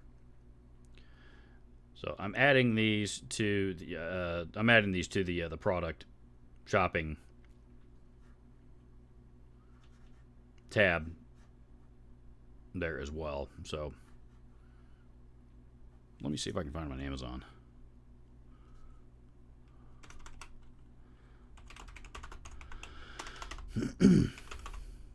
The thing with the slat wall hangers is you can overpay for them if you're not careful, and you don't I mean the slat all the stability that you need comes from the slat wall itself. So let's see, guitar slat wall hanger.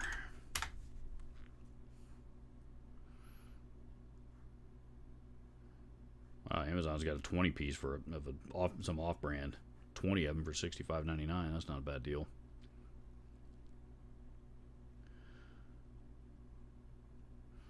Like Hercules, for example, theirs are 23, 24, 25 bucks, a piece, and you don't need to pay that much for them. You should realistically you can get away with paying about between $6 and $8 for them.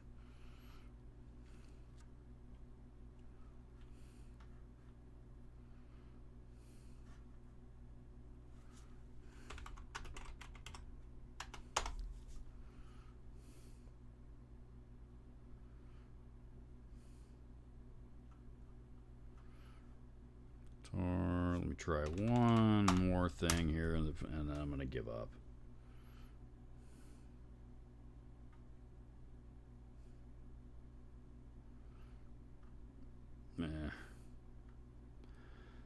And I'd have to search harder. They're not telling me what I want to know. Yeah, just under this video, check the shopping tab. And the links. There's a link there to one or a couple of them that I put there in the shopping tab for you guys. So I mean that's probably right around what you should expect to pay.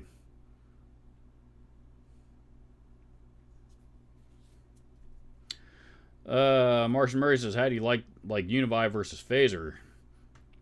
Uh, I don't. I mean, I'm not. I'm not. I don't really use use the vibrato effect very much. And really, in Univibe, I know is a little bit different.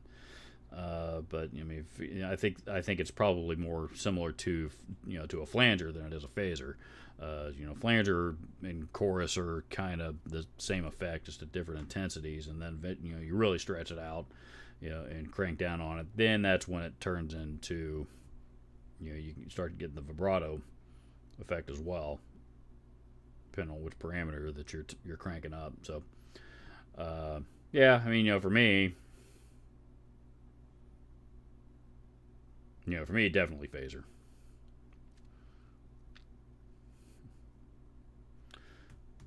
My name is Pete. I hate when people call me Peter. There's no R in Pete. Exactly.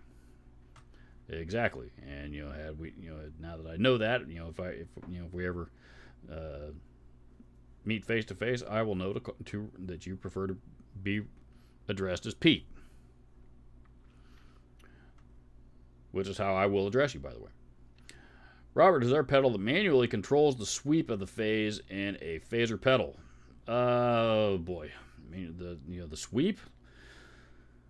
If you mean like the the intensity, like the I mean, most phasers will have that parameter in it, that you can you can select that, or that you can adjust that. I think even.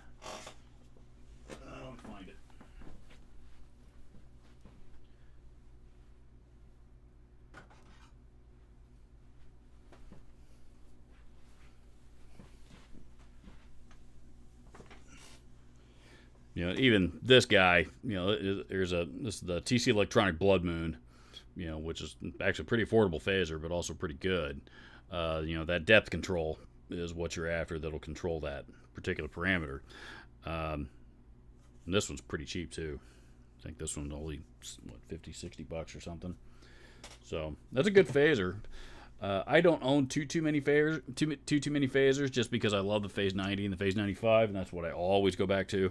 These are, they are what they are. It's got one knob on it, so you either like and it's that one knob pretty much adjusts everything. So, and that's just what I've been used to over the years. So.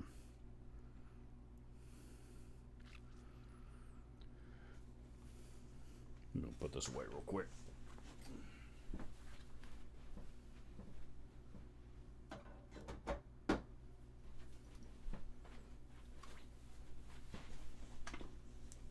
So,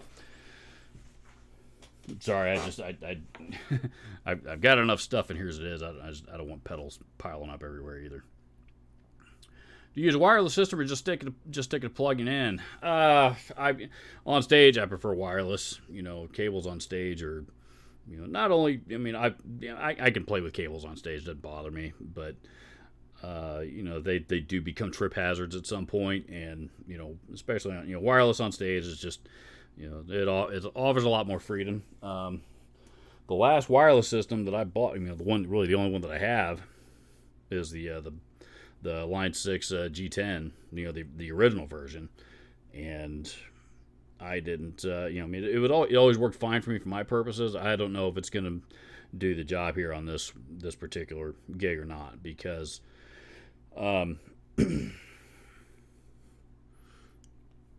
I don't know. We're just gonna have to see. I was gonna buy buy a better, more robust wireless system. When the time came, it was one of those. It was one of those things that I was putting off buying. Because I was gonna buy it when I needed it. It was a better wireless system, and then then I lost my job, and with that I lost my employee discount. So not lost my job, but I got laid off. So I don't know. I may.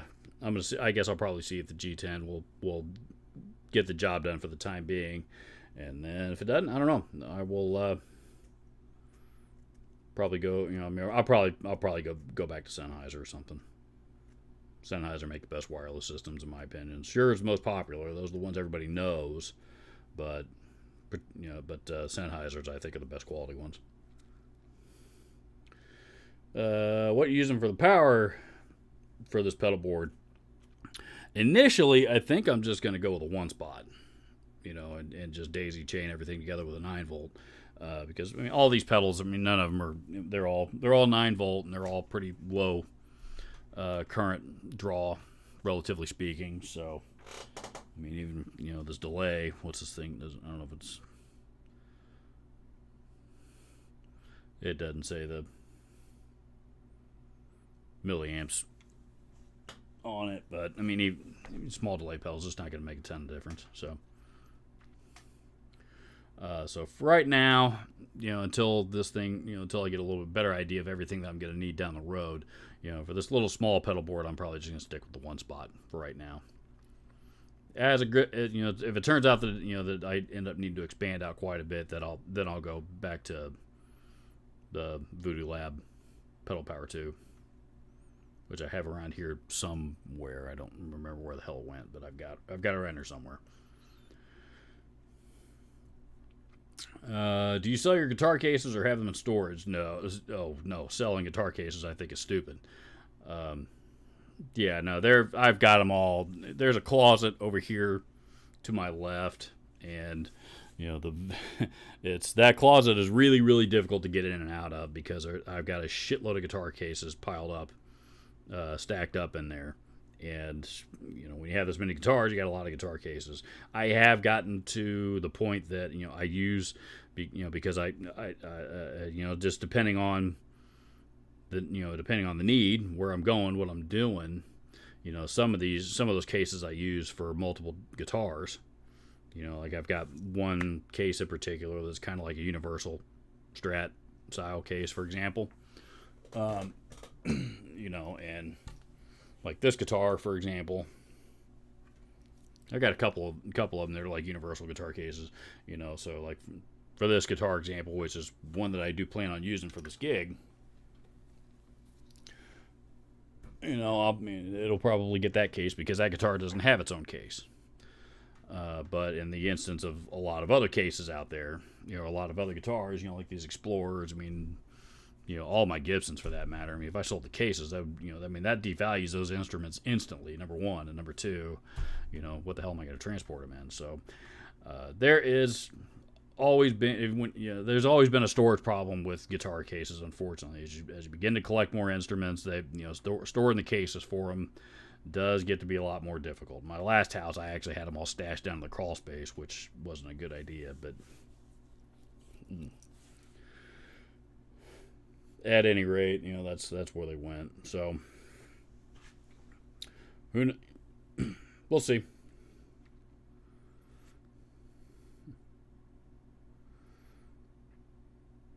Yeah, with over 40 guitars, that's a lot of cases. If every one of these guitars had its own case, yeah, that would be ridiculous. But fortunately, it's probably, I don't know, less than 30 cases, I guess, or about 30, give or take. So like I said, not all of these guitars have a case. So but it's not because I got rid of them or anything. It's just because they never had one to begin with.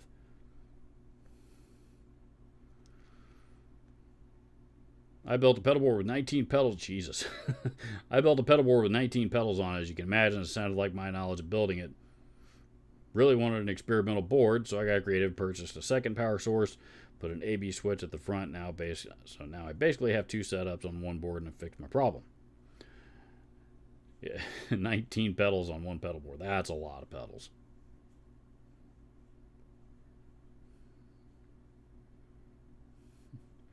DeArmond pedal phaser from the 70s. Pardon me, guys. I'm not familiar with that one. I'm familiar with DeArmond, but I've never played that particular pedal. I couldn't tell you the first thing. I couldn't even tell you what it looked like. I didn't know DeArmond made phaser pedals. Let's see. So you can hook that up with an expression pedal. I'm going to leave the expression pedal off of this board for the time being because I don't I'm the rhythm guitar player in this band. If it turns out that I need a wah for something, that's that's going to be one of the things that I end up expanding to a bigger board for anyway. So But for the time being, I don't think I'm going to need a wah pedal, so I'm going to leave it off of this board for now.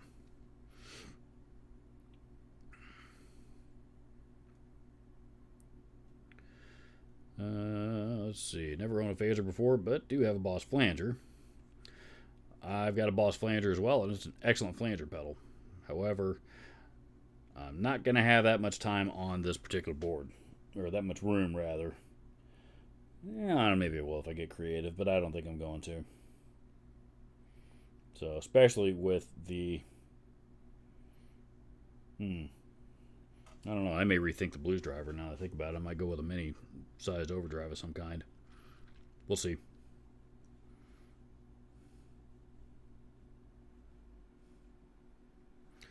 I've enjoyed the chat, Mr. Robert. Must go visit my buddy who just suffered a stroke last week. Oh, I'm sorry to hear that. I will be sure to use your links if the wife approves the purchase. Excellent. Thank you. Thank you very much. Thank you very much. There's there's almost always Amazon links of some kind in the description of all my videos. You can use those links even if it's just to get to Amazon to go buy, Ziploc bags or whatever it is. Those count and those do help. You don't necessarily have to buy the item that I'm linking to.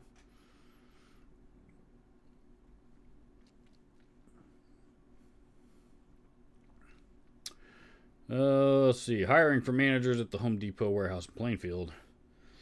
That's a hike, man. That's every bit as far as the job that I turned down last week. It was in Greenwood. So, Robert, do you know anyone who uses mono dual guitar cases? Yeah, a lot of people. And I actually, I've sold a lot of mono cases. I mean, as far as like soft cases and gig bags go, I don't know that you're going to find anything on the market better than mono.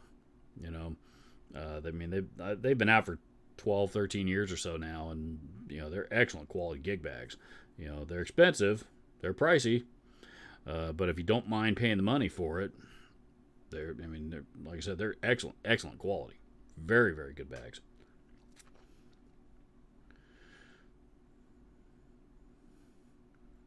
Yeah, I sold a lot of those. Hi, Robert. In your opinion, what is the ultimate guitar to own? Oh, boy. I'm going to go with Majesty. Music Man Majesty. Just because the versatility of that guitar is unlike any other I've ever played. And that's what made me fall in love with it. It is really, really, really tough to beat the Music Man Majesty, in my opinion. Now, it's my dream guitar that I've always wanted and I've never been able to buy is that stupid Les Paul Custom. But for overall versatility, right out of the box, right out of the factory, Majesty is where it's at. And I'm talking, not the Sterling, the import. Not there's anything wrong with the import, the import Sterling versions. Nothing wrong with the imports at all, but they don't have the piezo. They don't have the piezo pickup or some of the other electronic options that the USA Ernie Ball Music Man guitars come with. So, so the Swiss Army knife guitars, I would definitely go with the Majesty. Let's see. Back to... I need a chorus and a delay. I think I know what I'm going to do for the delay. But I need a chorus and I need it to be fairly small. Preferably miniature sized.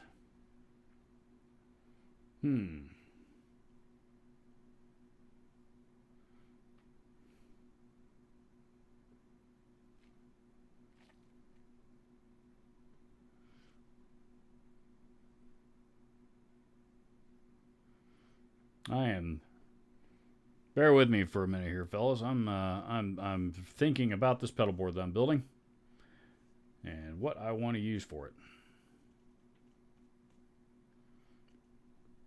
Because I think for delay,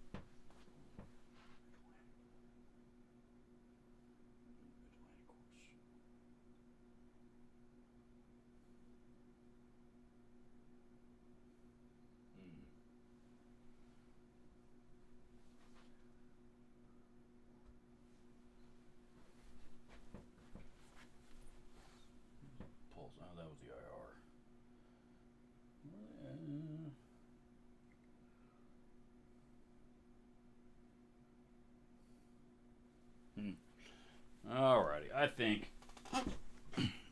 what I'm gonna do is, I'm gonna use the New X SCF or M's, whatever the hell this thing is, mini super chorus. I'm gonna use this thing as a dedicated flanger, and then for an actual chorus, I'm gonna use the old trusty Outlaw Effects Vigilante chorus. And I bought this a long time ago. I used to use this in my videos quite a bit.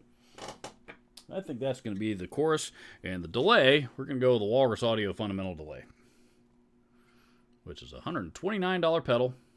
And it has a digital delay mode on it, which is what I'm after. And it's slightly smaller than a standard stomp box size delay. But not miniature. And it does, it's only got one switch on it, but it does have tap tempo, which is a big deal.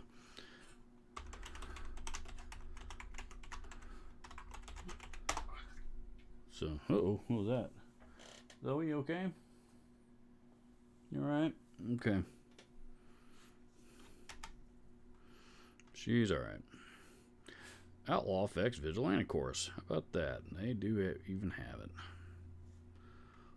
Let's see.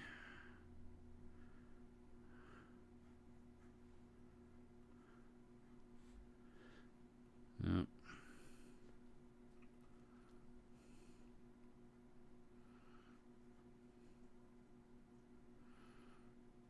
There we go. Let's go add a Rama.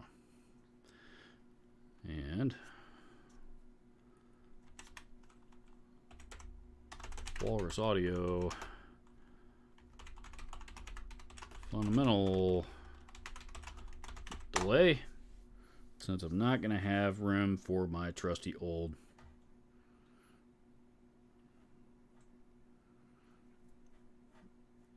Boss DD7, which would be my first choice, but like I said, real estate is a thing. Alrighty, so I think I've got all the pedals on this board added to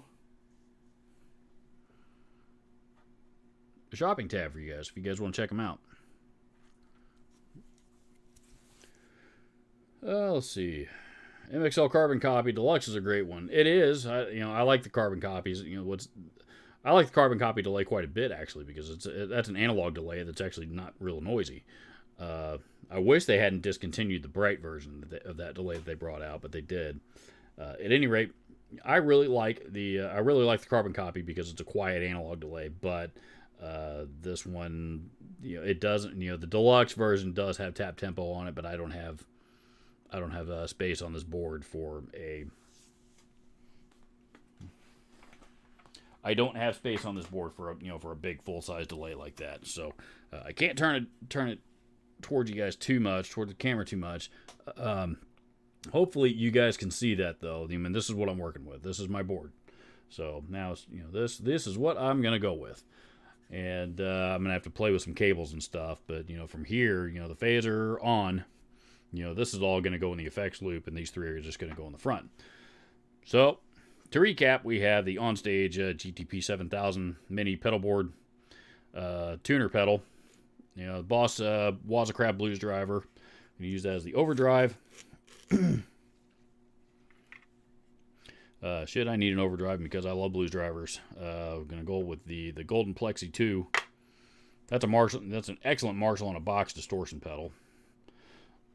So that's why I'm choosing this. For a distortion pedal, I want a Marshall on a box. I want a Marshall on a box kind of distortion because I think it's the most versatile and I think it'll cut through the mix the best.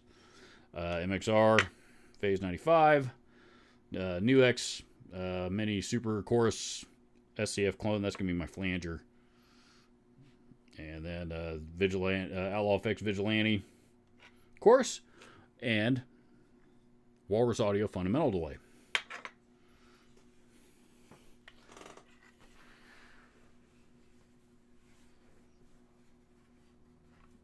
Oops. Shit.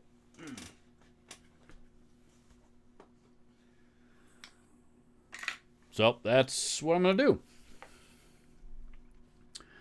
Let's see. DW17 is Robert. Thank you, Robert, for all the input. This is in the super chat, by the way. Thank you, Robert, for all the input over the years. I've always enjoyed the pedals I've purchased. Thanks to your videos, I do have to leave, though. Have a great rest of your day from Derek, not Dick. Derek is what he wants to be called, from Ontario. Thank you very much, sir. I appreciate it, and I greatly appreciate your support. And there's a button here that says, let's celebrate their first super on a live stream. So if we hit that, oh, then it wants to report that, which I don't want to do. But it will let me send a heart. I got to heart that one. Thank you very much. Seriously. Anybody, for all of you that have supported the channel through the super chat, be it today or previous live streams, whatever it may be, I greatly, greatly appreciate it. It really does, seriously, really does help out. John Garrett says, I just recently purchased the middle-sized Gyoko pedal board, or Gyoko, I'm assuming it's Gyoko, and the Donner Power Brick off Amazon, of course, for the money. Really nice. Comes with a carrying case, comes with all the stuff you need. Yeah, pedal boards are getting more affordable as well. That's, and if you weren't here for this one, the part of this one I showed it. This is the Guido, I think it's how it's pronounced. Guitto is the brand. This is a Guido GPB01 pedal board. That's what brand this is, and Guido is Joyo, by the way. So. And I think that's the small miniature version. It's like $89 or something like that. The full size version is like another $20 or $30 for for a bigger one, I think. But for this one, I'm sticking with the little guy.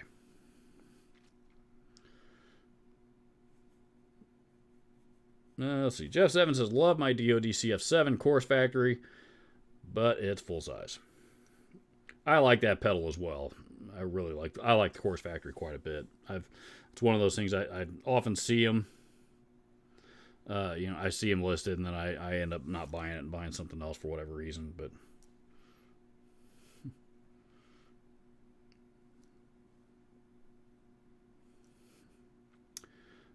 pedal board's a Gakko, not a Gyoko. It's an Amazon brand, regardless of how you spell it or pronounce it. Thoughts on adjusting pull pieces to fretboard string radius? Do you like the sound of it or don't you?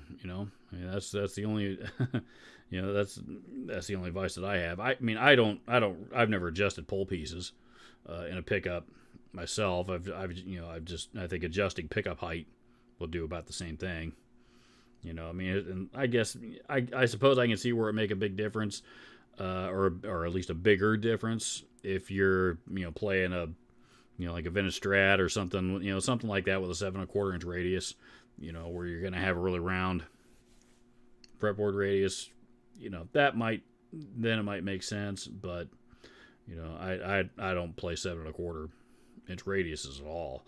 So for anything I've ever done, adjusting the overall pickup height will more than get the job done. The best case I have is an Ernie Ball Music Man, but the Music Man is the only guitar that fits in it. They're short little bastards.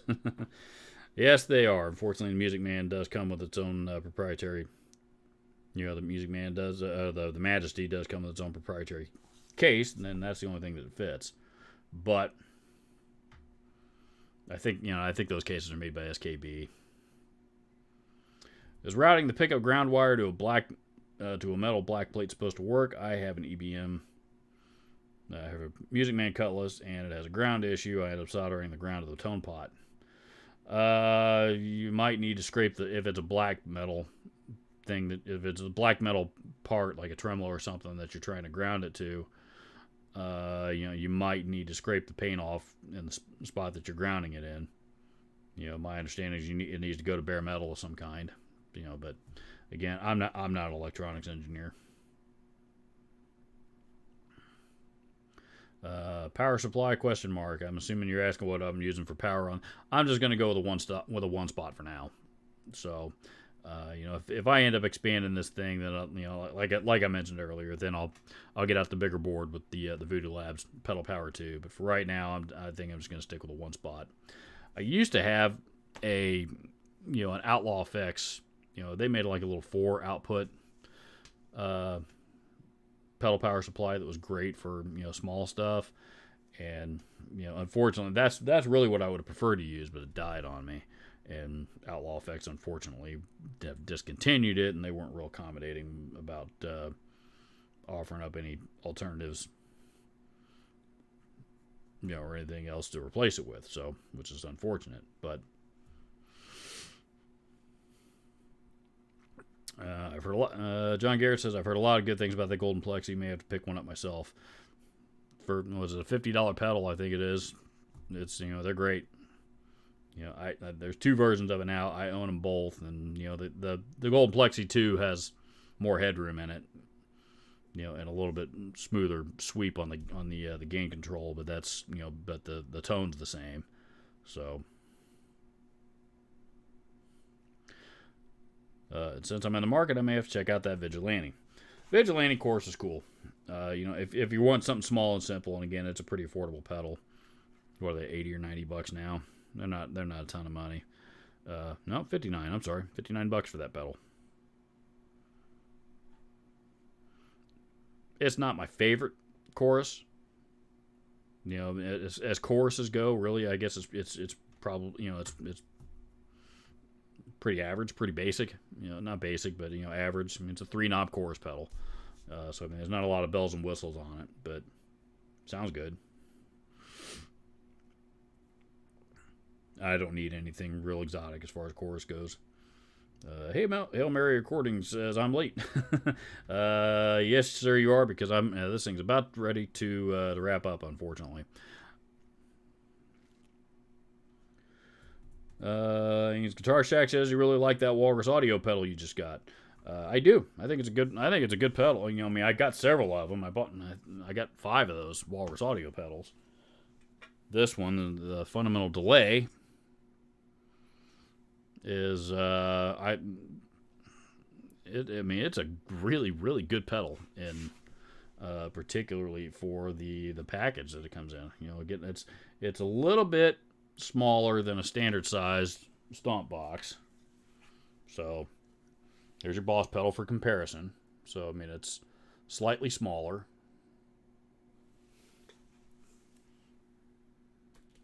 And it's lightweight as well, but it's the important thing with this one is it's got 3 different modes. It's got digital mode, analog mode, and a reverse mode, which I probably wouldn't use, but digital, analog, and especially digital, I will use. And hold the switch down, and you'll put it in tap tempo mode. So one switch does it all. It turns it on and off, and operates the tap tempo on it, which is. I'm a tap tempo delay kind of guy, and when I'm trying to build a board that's conserving pedal board, conserving real estate, if I can get a delay pedal that can do it all with one switch, that's a big plus. So that's why I'm going to go with that one in this particular board. Might be amusing to make a pedal board with an eye towards hogging every scrap of space on the floor. Seymour Duncan Andromeda, Boss dual pedals, and so on, kitchen table size. Or just go watch Rob Scallon's video where they up in Sweetwater when they did, they built that giant. It was like, I don't remember how many it was, but it was like 200 some odd pedals all together. And then I think they even did one segment where they turned them all on at the same time, and it was just the most god awful thing like ever. That was a shitload of people with way too much time and money on their hands is what that was. But it made for an entertaining video.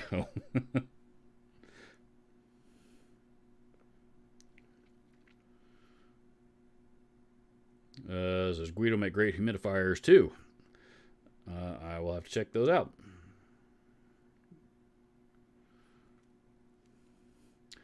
R&R Steve says DOD FX65 chorus pedal for the win.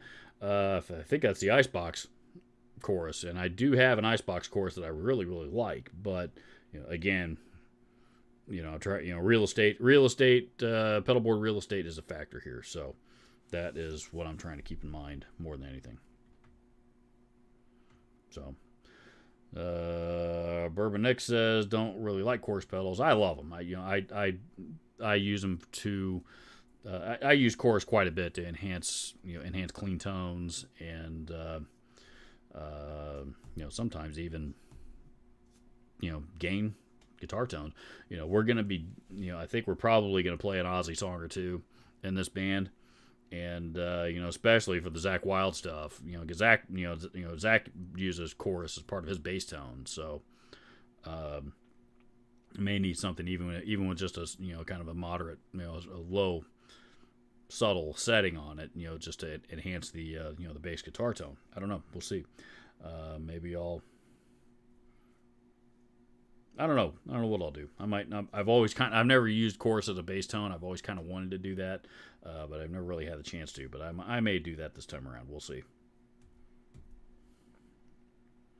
So, all right, guys. Again, if you'd like to support the channel, there are plenty of ways to do that down there in the description. All kinds of links. At least it should be.